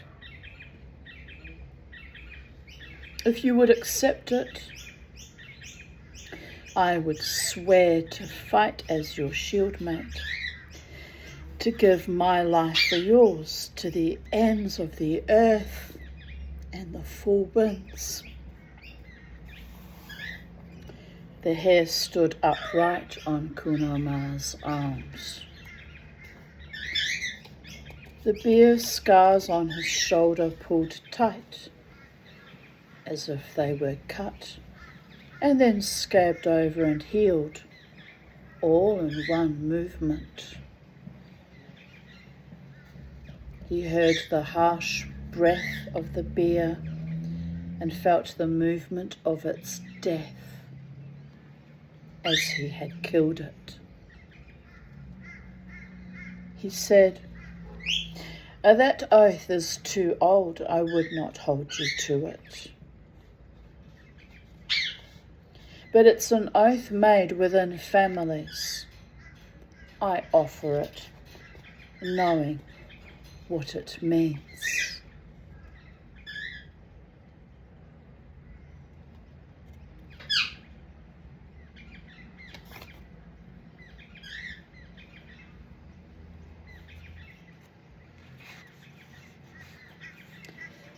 Belus said, "You can't accept it if you hate him, but you don't yet have to love. Can you find something between these two?" Conema thought about that. At length he said, "I can respect and honour the courage of one who danced for the dear elders who would have given his life." He still regretted not having been there. He looked to the last warmth of Brent's fire and saw Grania.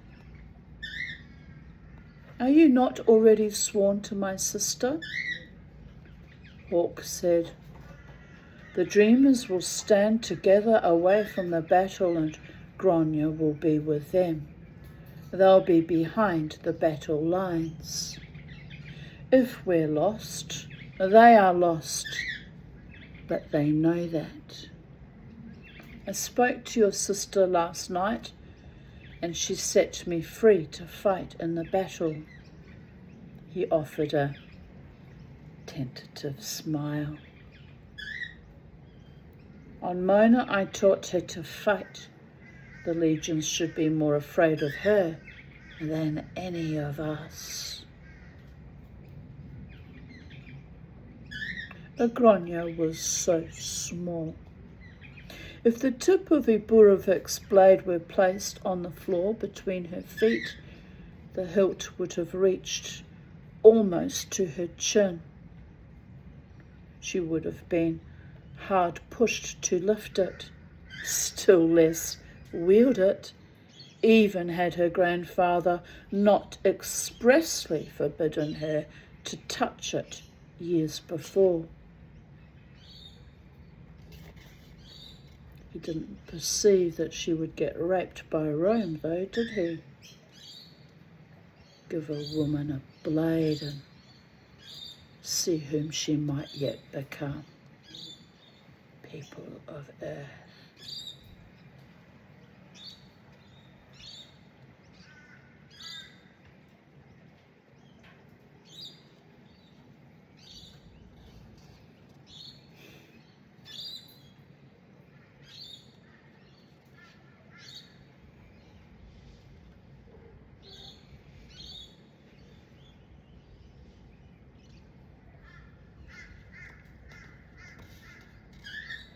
The absurdity of it reached a place beyond love or hate.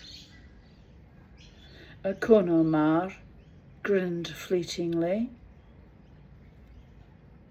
Then we can leave the dreamers in their safety.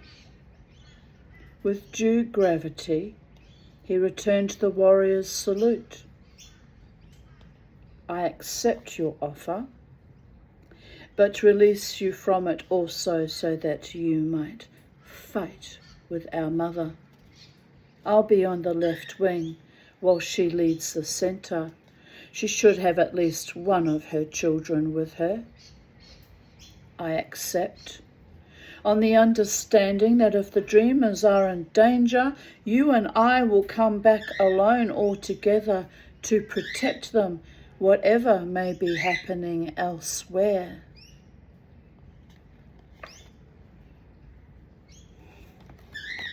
A culture who greatly values its dreamers. I was born in the wrong time, in the wrong country, C-U-N-T-R-Y. A citizen of the wrong country too, seething with rape and toxicity and treachery and ugliness. But oh look, doesn't it smell pretty right now? The delusion and the illusion, the confusion, the contusions, the deception, the lack of honour and basic decency, the putrescence. And I fought for you all. I fought hard. And for what?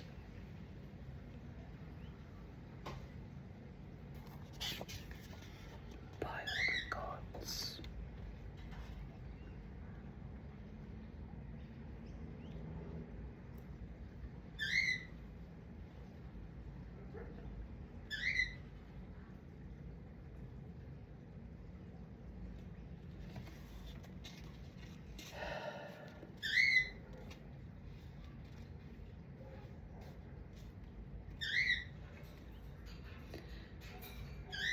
Balos said, "Thank you. We are all grateful for that." It could have been done just by the saying of it in the presence of a dreamer, but they clasped arms, hand to elbow in the old way, so that they felt the metal of each other for the first time since they had met.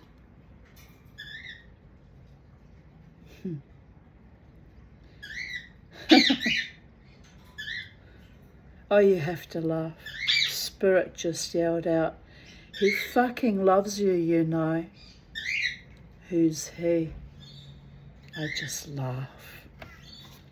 I laugh in all the absurdity and insanity of it all. All of it.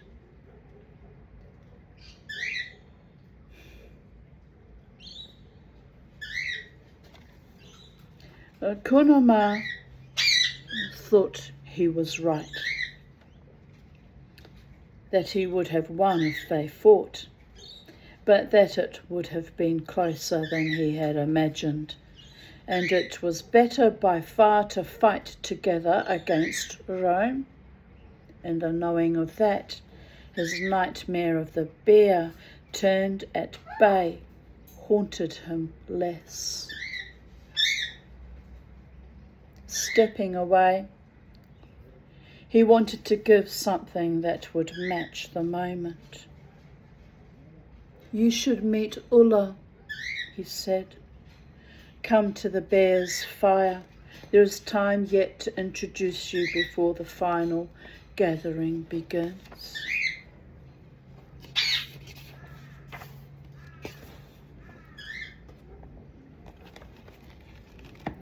We have a change of scene marked by a little tiny asterisk. People of Earth. always good to have a change of scene. The sun's come out, birdie boys. You know what that means. In an hour we'll be complaining of the scorching feckin' heat again.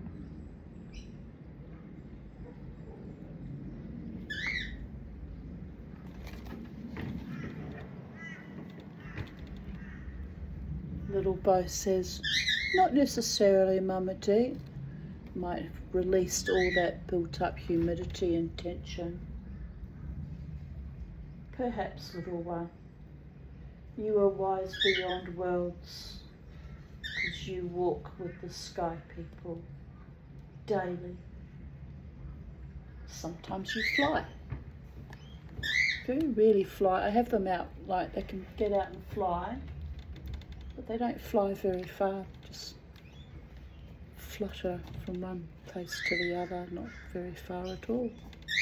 Not really much into flying, are you, my boys? You gonna come fly with the mama too? Come fly with me. Come fly with me. Charlie couldn't fly either. It's terrible, isn't it? To be a bird and not be able to bloody fly. Fuck's sake. She did fly one time from my sacred space garden all the way. I was standing at the neighbour's house and I heard a whir and it just buzzed right past my ear, and it was Charlie flying past me across the street. I freaked out. I'd never heard her fly or seen her fly before. So she could do it, she just chose not to. And then most of the time I did clip her wings because I had her free ranging in the garden. I was terrified of losing her. So there is that. Right, let's carry on with the change of scene, people of Earth.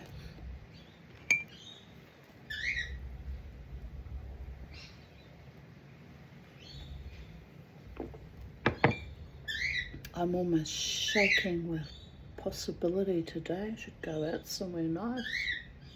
Might meet a lovely man who treats me with honour and integrity.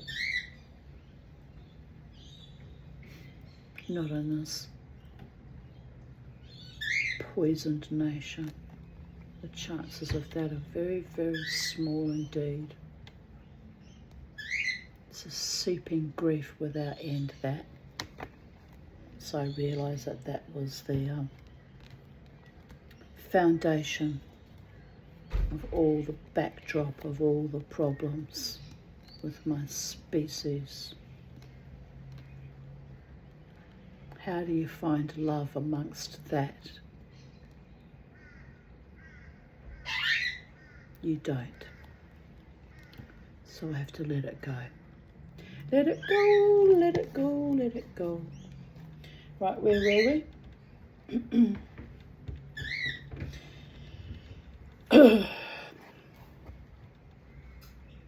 The Boadicea addressed her war host from the back of the white-legged colt that was Siegfried's heart gift to her on the eve of battle.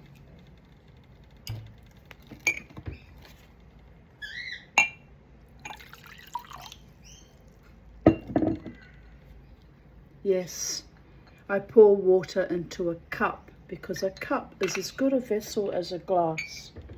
It caused a former friend and her Aspergic cohorts to treat me with utter distress and contempt. They were most upset that I wanted to drink out of my cup rather than grab a glass, which is just making more bloody dishes, quite frankly, and not at all necessary. Oh, did they pile on about that? And you know, I just looked at them and I thought, you're all fucking idiots. It's when I realised that I was being controlled by people who lack couth. What does it matter what vessel you drink out of?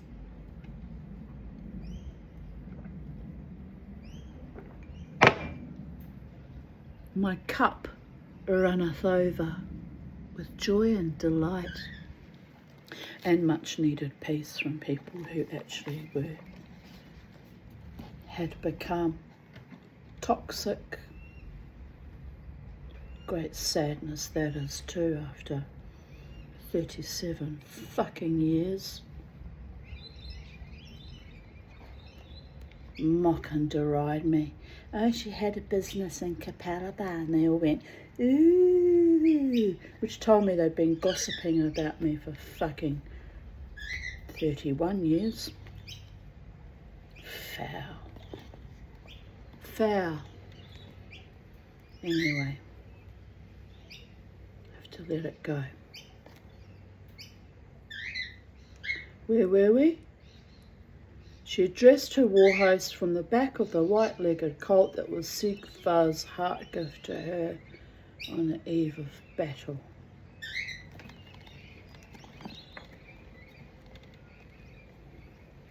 She stood to the west. When I think about it, all of 2025, how I was treated was all about people trying to humiliate and downgrade and dehumanise me and push my face into the mud, as if I haven't lived in the mud already for fucking decades. How dare you?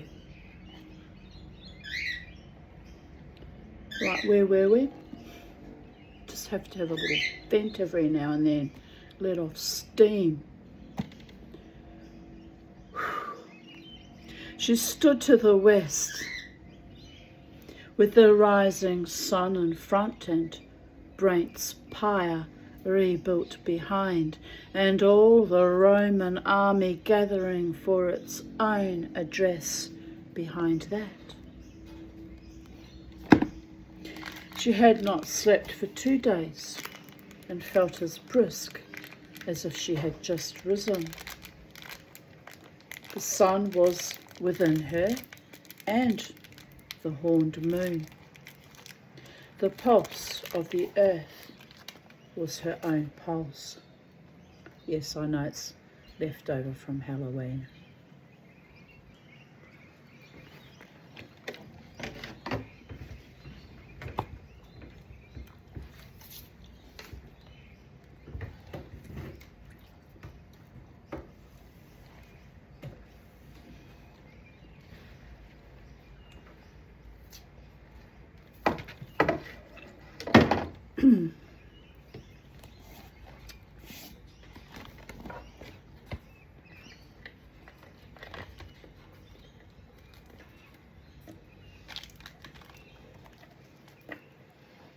Access denied to all and every vampire, physical, mental, financial, emotional, spiritual.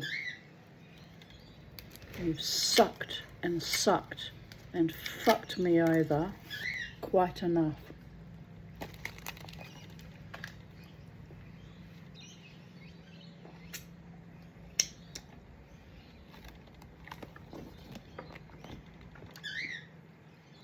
I look forward to equal, respectful,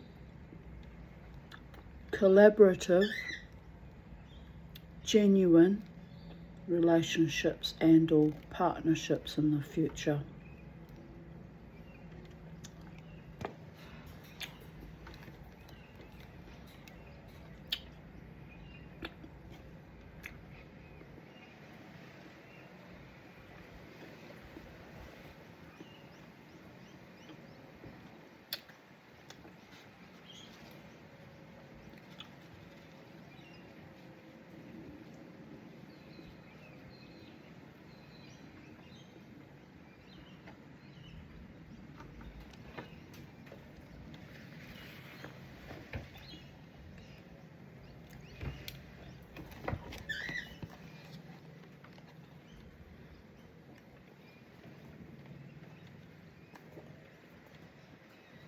The gods walked within and without,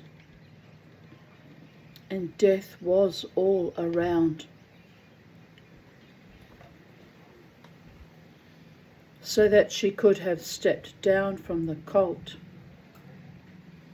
and crossed any one of the unseen thresholds into the lands beyond life. without any need for a battle, or even a stone hammered down to break open her head.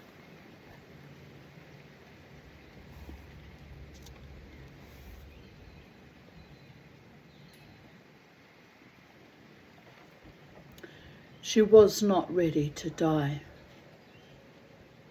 and might never be. Life held too much promise. Indeed it does, people of Earth. Even when the last of your longest loves leaves you,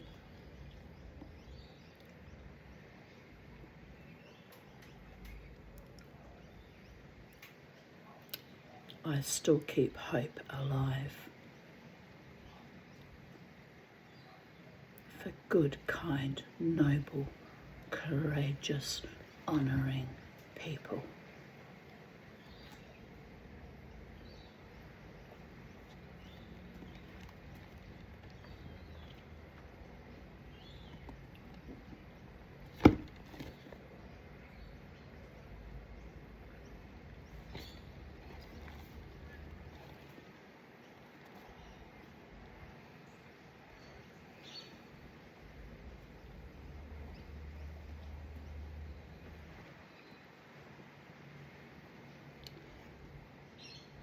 Ahead was her hope for that promise.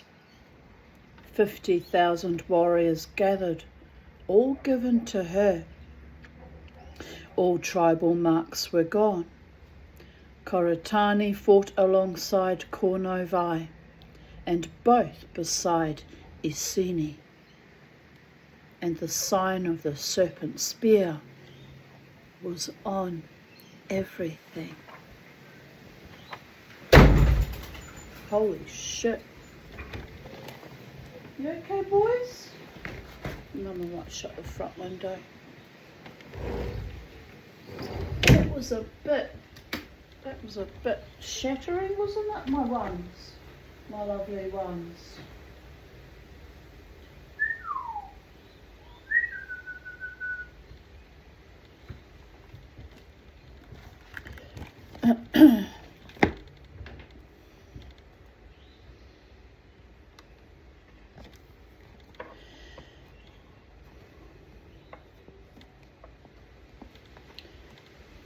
Both beside Iceni and the sign of the serpent spear was on everything. So interesting that I incorporated the serpent in my jewellery designs in the last 5 years. Very interesting, almost beneath consciousness, reclaiming my ancient ancestral roots. On my father's side, which is even more ironic, since my father was the worst fucking vermin, low caliber indeed.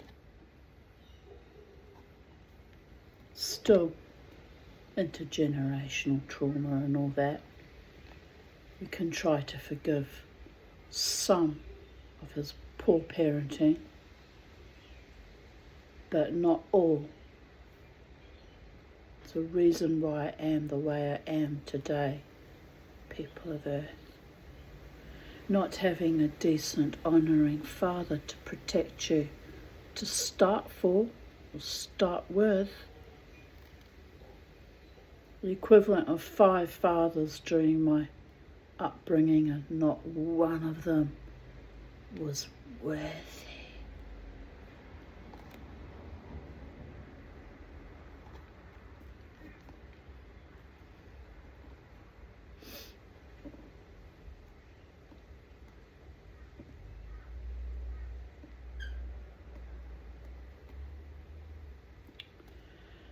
Once the ancestor dreamer would have been with her, behind or to one side, or echoing snake dry in the cave of her mind, declaring the mark as her own. There was no cave now and no echo. She had claimed the mark for herself, and all that it had been and was and would be, and the gods did not gainsay her. The warriors were silent, waiting. They had their backs to the east. Only she saw the moment when the sun broke free of the land and parted the shadowing cloud, as it had done at Cumulodunum. But sooner, so that the fire of the gods met the fires of the warriors, and she, the gateway between. She raised her arms to her war host. A forest of spears stabbed the sky in silent answer. A great wave of polished shield bosses caught the sun and sent forward an ocean of light that flowed around her and emptied into Brent's pyre. She did not try to speak to them. She could speak to 1,000, 3,000, possibly 10,000, but not to the 50,000 who faced her, and as many refugees who waited beyond them with any hope of being heard. Even so, they needed something from her to carry them into war. Her family were around her. Ermed and the dreamers on one side, her sons and daughters on the other, and Valerius at the meeting point between. The sun was their signal. Unpracticed but unplanned, Valerius and Sigva moved forward on foot, carrying one of the great round war shields of the Votadini between them. They held it flat at shoulder height as a platform. Hawk and Kunamar brought a gronya to it, and between them they lifted her onto it so that she stood level with her mother in sight of the full 50,000. Her balance was good, astonishing in fact. She had dressed carefully in a tunic of undyed wood with edged hemming in Essene blue. Her hair was a rich, dark ox blood and hung flat down her back, sleek as polished wood. She said, "Now, while they are quiet," and held out her hands. In view of the full 50,000, with the children among the throng, all reared on stories of the heroes, and of how children had brought them water in the heart of combat, and so enabled them to rise again and win the battle. Breaka of the Esseni and of Mona, Boadicea of the tribes, lifted the talk of her ancestors from her neck and placed it in the waiting hands of her daughter. My daughter gifted me this talk in recognition of my warrior goddess spirit. My sister, my half-sister, Angela, bought me the first one in gold. I wore it till it got so dented and beaten up, and then I sold it because it couldn't be repaired and I needed the money. But if I'd known that many years later I would learn how to do silversmithing, I would have held on to it and melted it down myself and transmuted it into something else myself. like my gold bangle that was gifted to me by my pedophile godfather when I was 9. That too could have been melted down and transmuted instead of thrown out of a car churlishly by a former friend of a friend who wanted me to let go of my symbol of sexual slavery and torture to my own family of origin. So in a way she was right to do so, but gold is gold, people. I could have melted it down and turned it into something that sparks joy and accomplishment. C'est la vie. So much gold has been taken from me. So much life force. So much love sucked and shucked and fucked out of me and despoiled.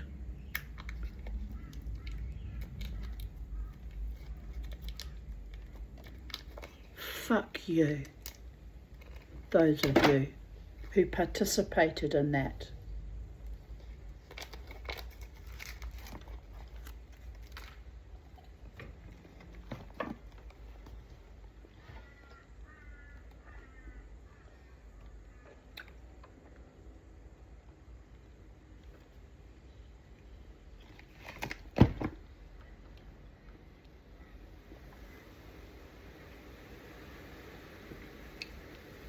It's so sunny now, you would not have thought there was such a intense little but short storm.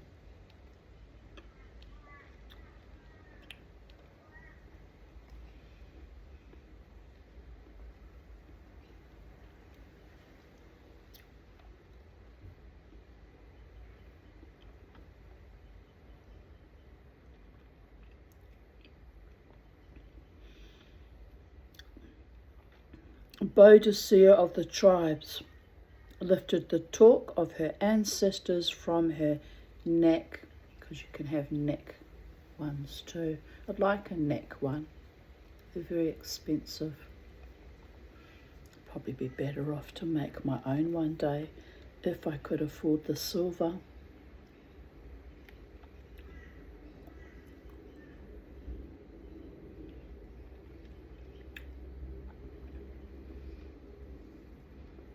But then I haven't actually killed any human beings, so maybe I don't merit to wear that. It's a mark of a true warrior who's shed blood, people of earth.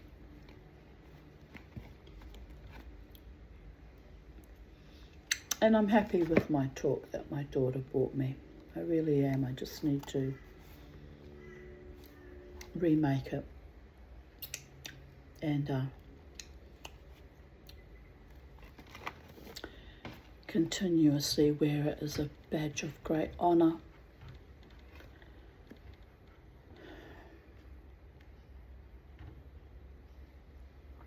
It's hard to imagine she brought that back from Glastonbury for me when she came home in 2018 in January, and then abandoned me in September. I can't even remember exact time frame now. September or was it October? No, I caught COVID end of October. September 2023. And then, vulnerable and abandoned, I caught COVID. Ironic, isn't it? Wow. It's been a slow marching decline ever since. I want my daughters back, but I want them to love me with sincerity and authenticity and decency and honour, and not just bleed me and bleed me and bleed me to use my car and take money off me and disrespect me. That's not even why she abandoned me though, is it? Or maybe it was. Had nothing to be used for anymore. It's all very odd. I don't know what her rationale behind all that was. Couldn't cope with her mother being weakened and frail when I was struggling at that time very seriously with my bladder. I actually was convinced I was going to die of it, and probably ultimately I will die of it, but well, last night was a terrible night, but I'm a lot better now. Usually, most nights I only get up one to two nights. But it's been rough few nights because probably the heat is a co-factor as well. Anyway, I want my daughters back, my real daughters, the ones who loved me and treated me with kindness. Will it ever happen? Don't know. Probably not likely now. Right, where were we? Ceded their souls for a fucking COVID vaccine. For fuck's sake. That really upsets me the most. Do you know that? The damage that has done interpersonally and specially. It's unbelievable. It's unfucking believable, but yet it's true. I'm living it every day. Punished for having the courage to say no.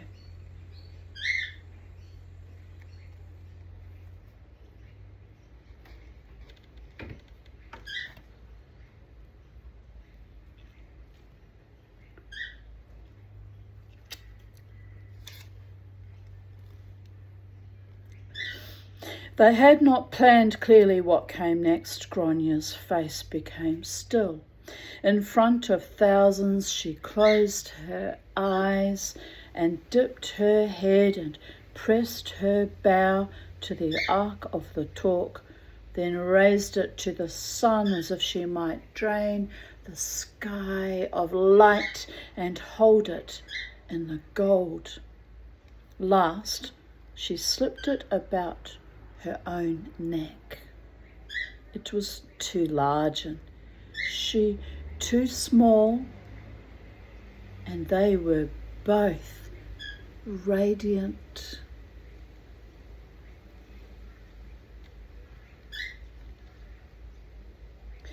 Slowly the Boadicea raised her blade. Ardokos came with the bear warriors of his own choosing, who had been with him since the days on Mona, and Ulla and the others of the younger she-bear, and Civilis with a handful of his Batavians, and half of Valerius's cavalry, so that she was surrounded by warriors on foot and on horseback. Together they made the salute of warriors to a dreamer, all for the Boadicea's daughter.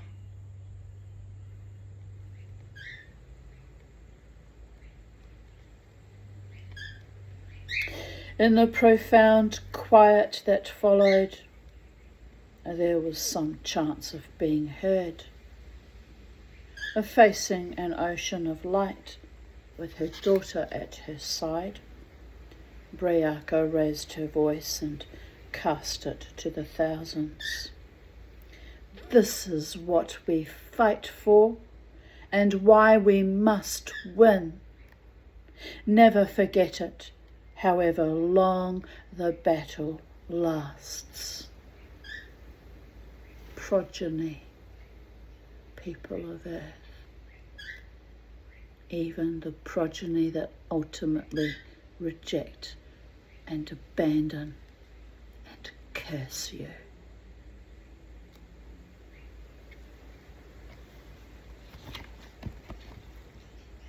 It's complicated, the human spirit and the need for continuance. Along with the gift of the talk and the beautiful top hat and the cowboy boots. She gave me a card from the Tempest. May you have long continuance. And I'll go and get it. I've forgotten the whole quote just for a moment.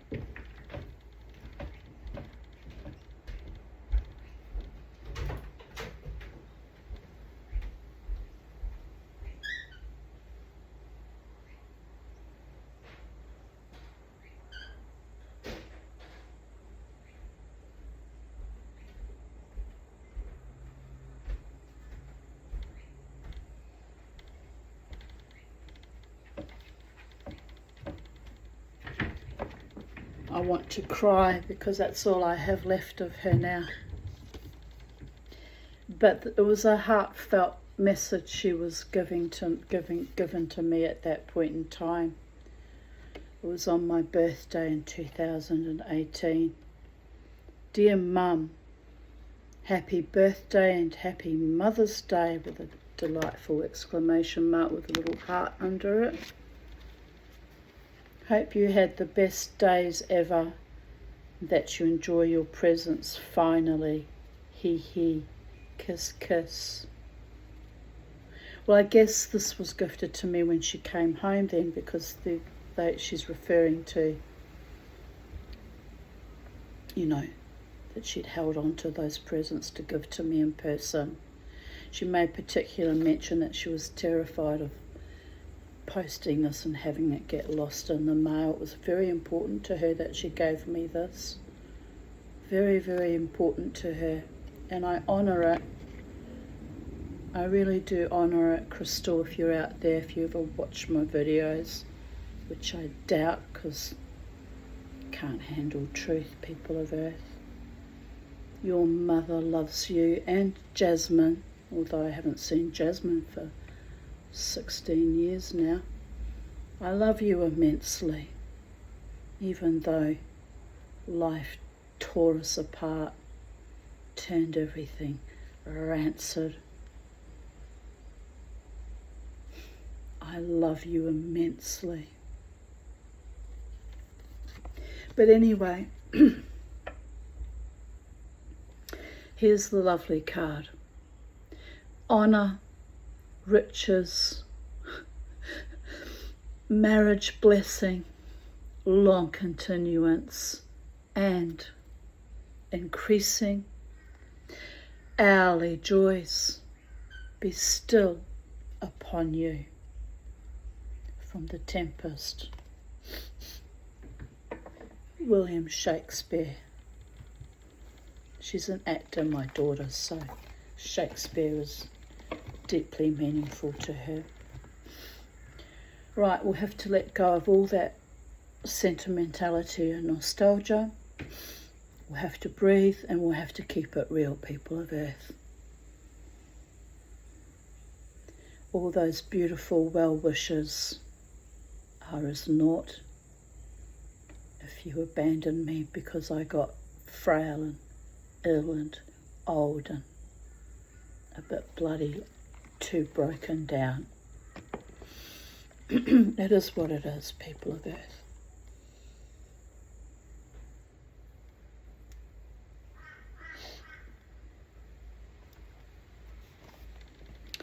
And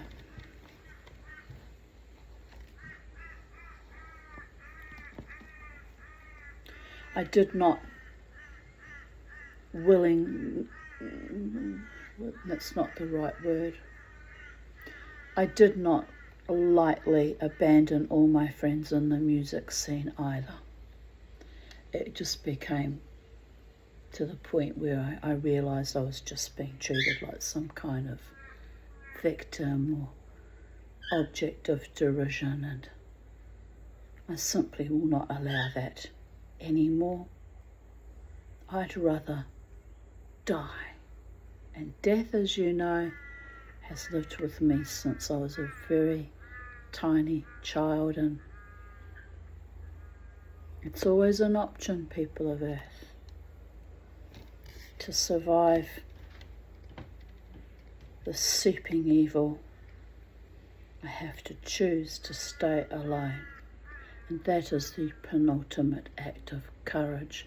More than fighting on social media with trolls and evil globalists shadow banning me. More than fighting COVID and child sexual abuse and governmental atrophies. More than that, the ultimate courage is knowing I have to go through this life completely alone. Hated for holding my line.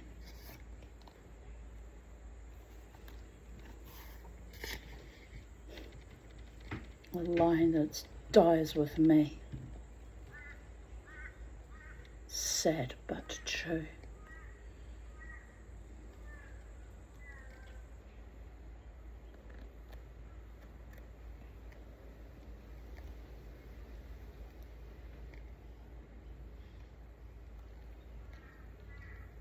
Together they made the salute of warriors to a dreamer, all for the Boadicea's daughter. In the profound quiet that followed, there was some chance of being heard. Facing an ocean of light, with her daughter at her side, Breaca raised her voice and cast it to the thousands. This is what we fight for and why we must win.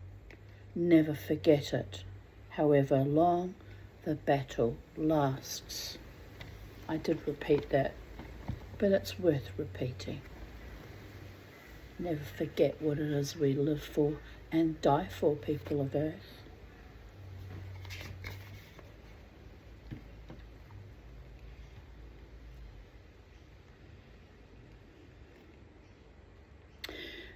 She finished and sheathed her blade, and then Stone rose up and planted his 4 feet on each side of her leg, and raised his head and gave voice to the belled tones of a warhound in the way of the heroes' hounds in the winter tales. And she had not planned that at all.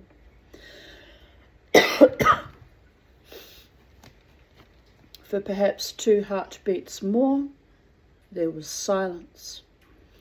Then the roar began, loud and louder and louder yet, because it mattered that they rock the earth and the sky with the power of their voices, that they tell the legions what they already knew, that they were outnumbered and outmatched and would spend their last hours fighting a losing battle against a war host that was unassailable.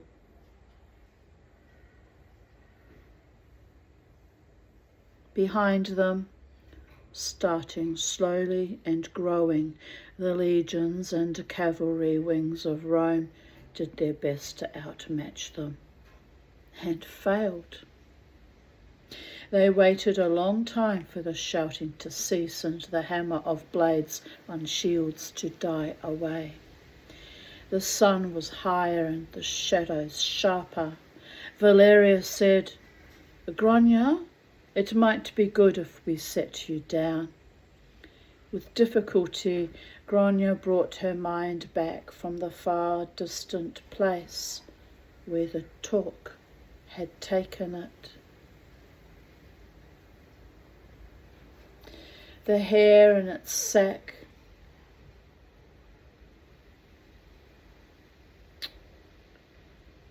one must always keep one's personal magic alive, people of Earth. I know that out there somewhere, my daughter Crystal is keeping her magic alive. And of that, I have some small solace.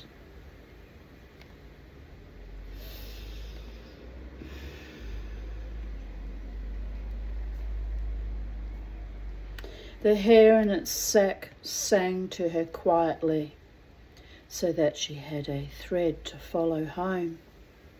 She smiled for her mother's brother, who had fathered a child in the night, and did not yet know how that had changed him.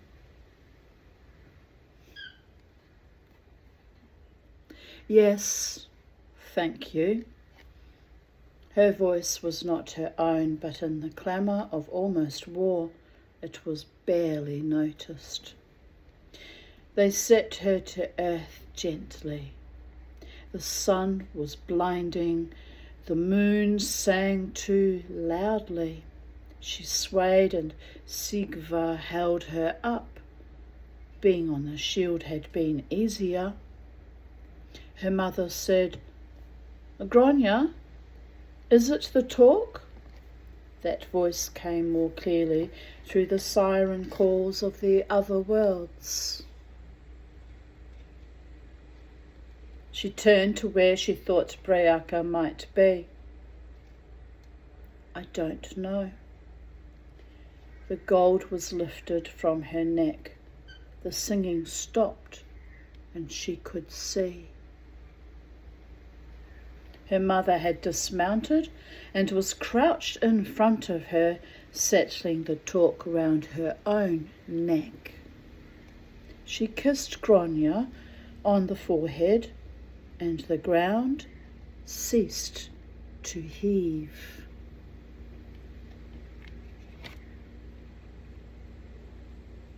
"We are learning," Breaca said. "This is not for you yet." She stood back and studied her daughter. Her face was Briga's face. Mother of all life and the compassion of death.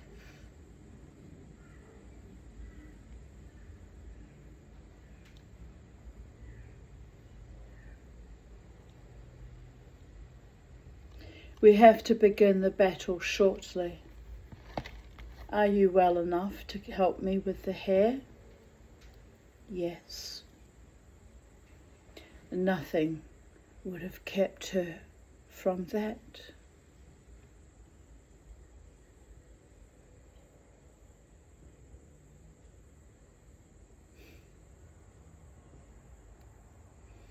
They began very soon. Valerius, who had been to the top of the ridge and back, said, "The legions are gathered. He has the cavalry at the wings, and the 14th is standing shoulder to shoulder across the width between. The valley's mouth is a line of iron. There is no way to come at them but from the front."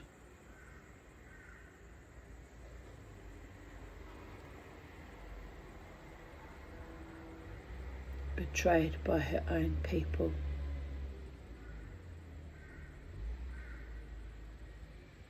But you already knew that, didn't you, if you know about the Boadicea? We'll carry on with the story, people of Earth. But it's just resonating with me like a giant fucking bell right now. Betrayed by her own people she fought so long and hard for.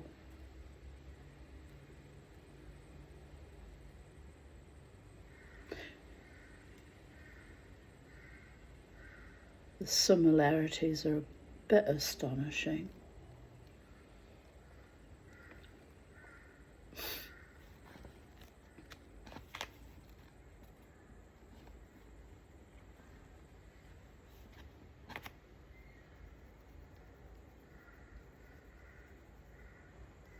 Breaca said, "I thank you. You said they would do that. Does he have the hounds with him?" "Of course. He knows this is his day to live or die. He wouldn't be without them now." Grania had never been at the forefront of a war host. Her mother's arm was on her shoulder, shielding her as a hawk shields her young. Even so, moths fluttered at her diaphragm and her mouth was stickily dry.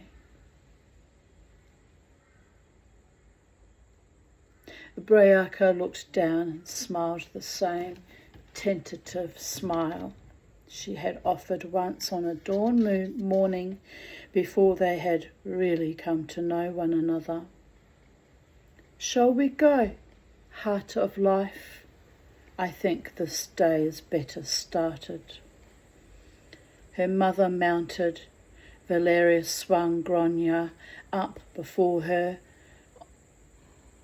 on the black colt with the white legs, and Ermed handed her the hare in its sack. 'Twas too late for talking. The colt swung round to face the enemy. The last murmur of the war host halted. In silence, the Breaca of the Iceni, Boadicea of nations, raised her blade, and in silence sent her colt forward. 2 spear lengths behind, her war host followed. The ridge was barely the height of a man, enough only to shield the armies of both sides from each other. At the crest they dismounted. Their main beast was of the earth, and must not be sent to battle from horseback. Her mother's dreams had shown that. The legions waited as Valerius had said, locked within the safe walls of the valley, so that none could come at them but from the front.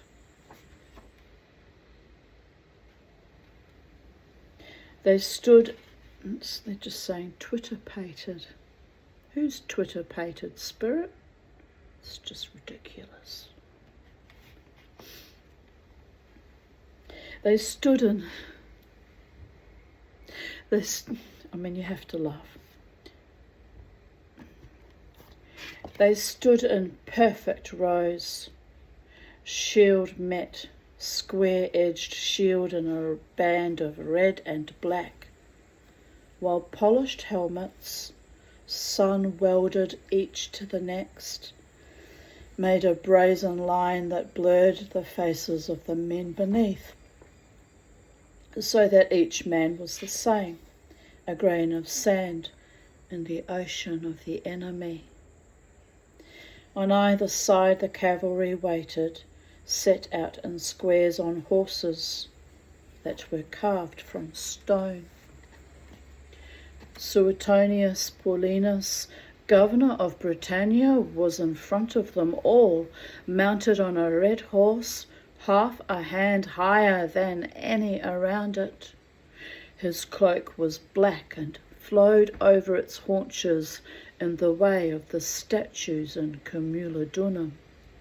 His helmet plumes were white and stuck upright, as straight and high as the limed hair of Cornish she-bears.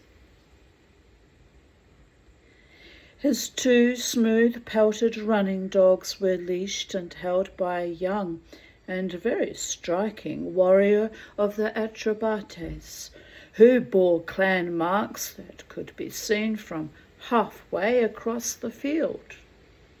It mattered, clearly, for Rome to be seen to have at least one ally among the tribes. Psychological operations, people of Earth.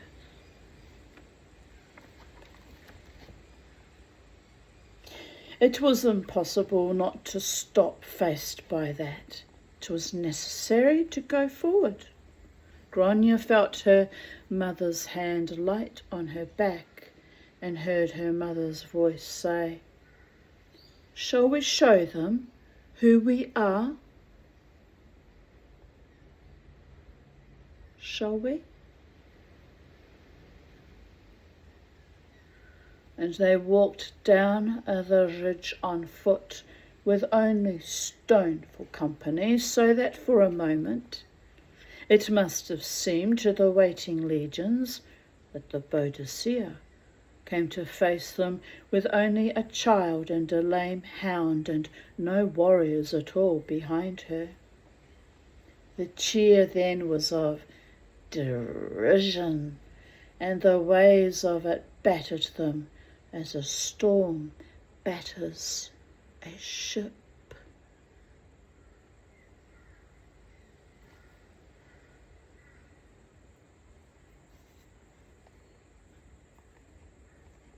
They were at the foot of the ridge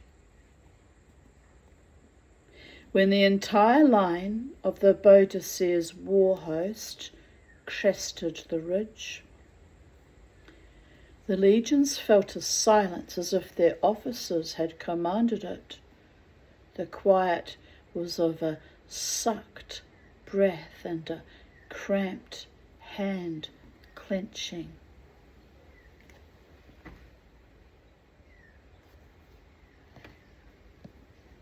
Against all pride, Grania glanced over her shoulder. She faltered and was still, and so Breaca too had to turn and look, and even she, who had called her war host into being, drew a breath at what she had made.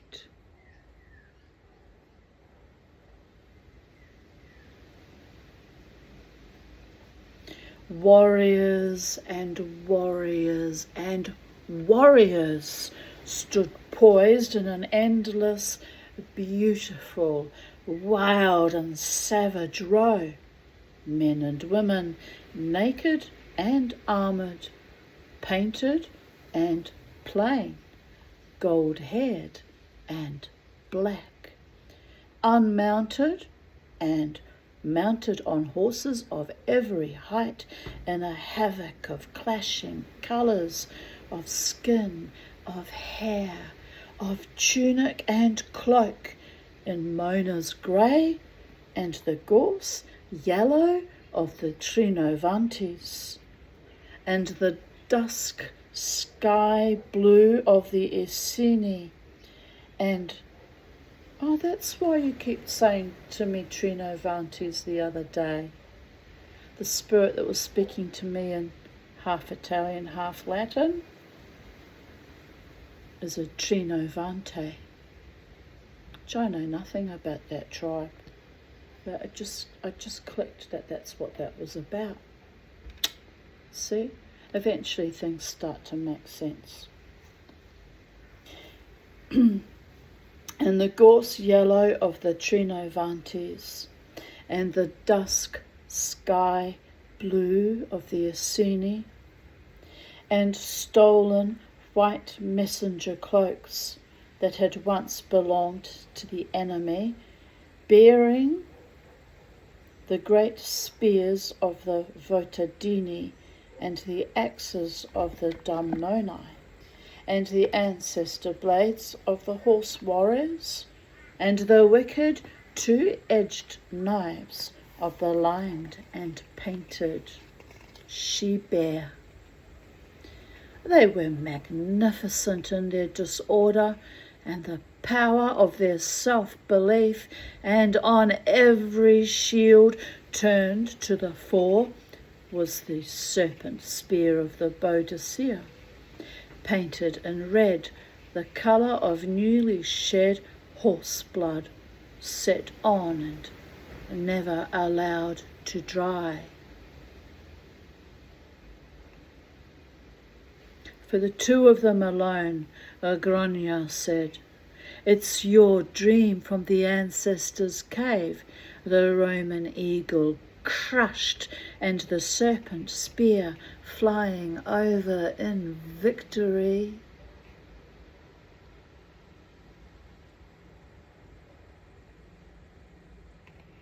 The Boadicea was all of them made one. Her smile drew the gods from their watching place, and made them flesh and blood on the earth. She laid her arm on her daughter's shoulder, and Grania could have become a warrior then with the power it gave her. Abriaca said, "Then come with me and make it happen." And they walked together the last few steps towards the long, sloping plain at the root of the ridge. Thus concludes chapter 41, 40 and 41, which are my offerings today from the ancient Iceni, and my lips to their gods directed to you. Blessed be. I'm just going to have a look at the map because I might be wrong about the Trinovantes being Italian. Because they're one of the tribes, aren't they? Yes, indeed they are. They come from, I don't know what part. Is that still in England? Not sure.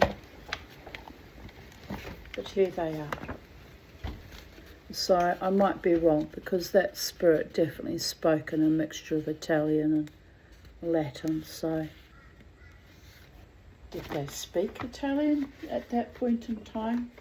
They would have. Some of them would have spoken Latin.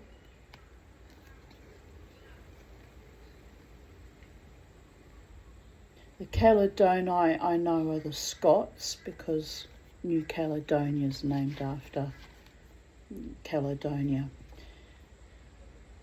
So it's all a bit fascinating, isn't it, people of Earth? Right, I'll be back tomorrow, no doubt. I think there's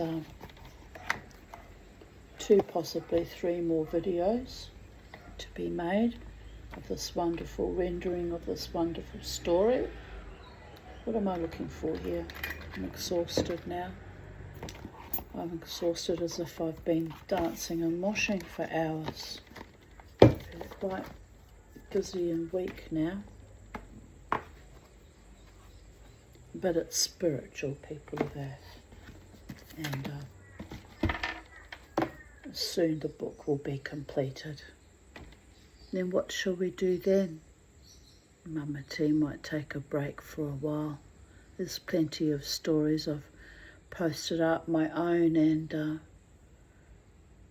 reading other people's books for you to peruse over in my absence, if I take a leave of absence, or if I don't. I always say, I might have a break, and then I find myself all excited starting a new book because I enjoy reading to you, actually, people of Earth, even though it's time and energy that I'm not being paid for. I do enjoy it, and there's potent messages sometimes contained therein. So there is that.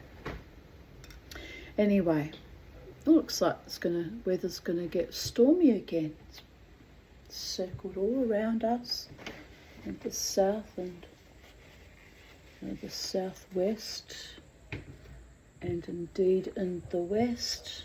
Strange to have it circling around like that. Anyway, my birdie boys are very quiet, peaceful little lads. And I'm going to make a nice cup of tea, and I'm going to have a little bit of a rest. I still haven't go down by those few bits of groceries I wanted to buy yesterday. Didn't go. I may not go today either. I'm just simply too tired. It can wait. I've got enough food here to, go on with. It's not like I'm starving, people of Earth. Anyway. Have a beautiful day, afternoon, evening, wherever you are, and blessed be to all of us as mere mortals and humans on this planet, and may you walk with the gods of your understanding, and And may you all be blessed. Bye for now.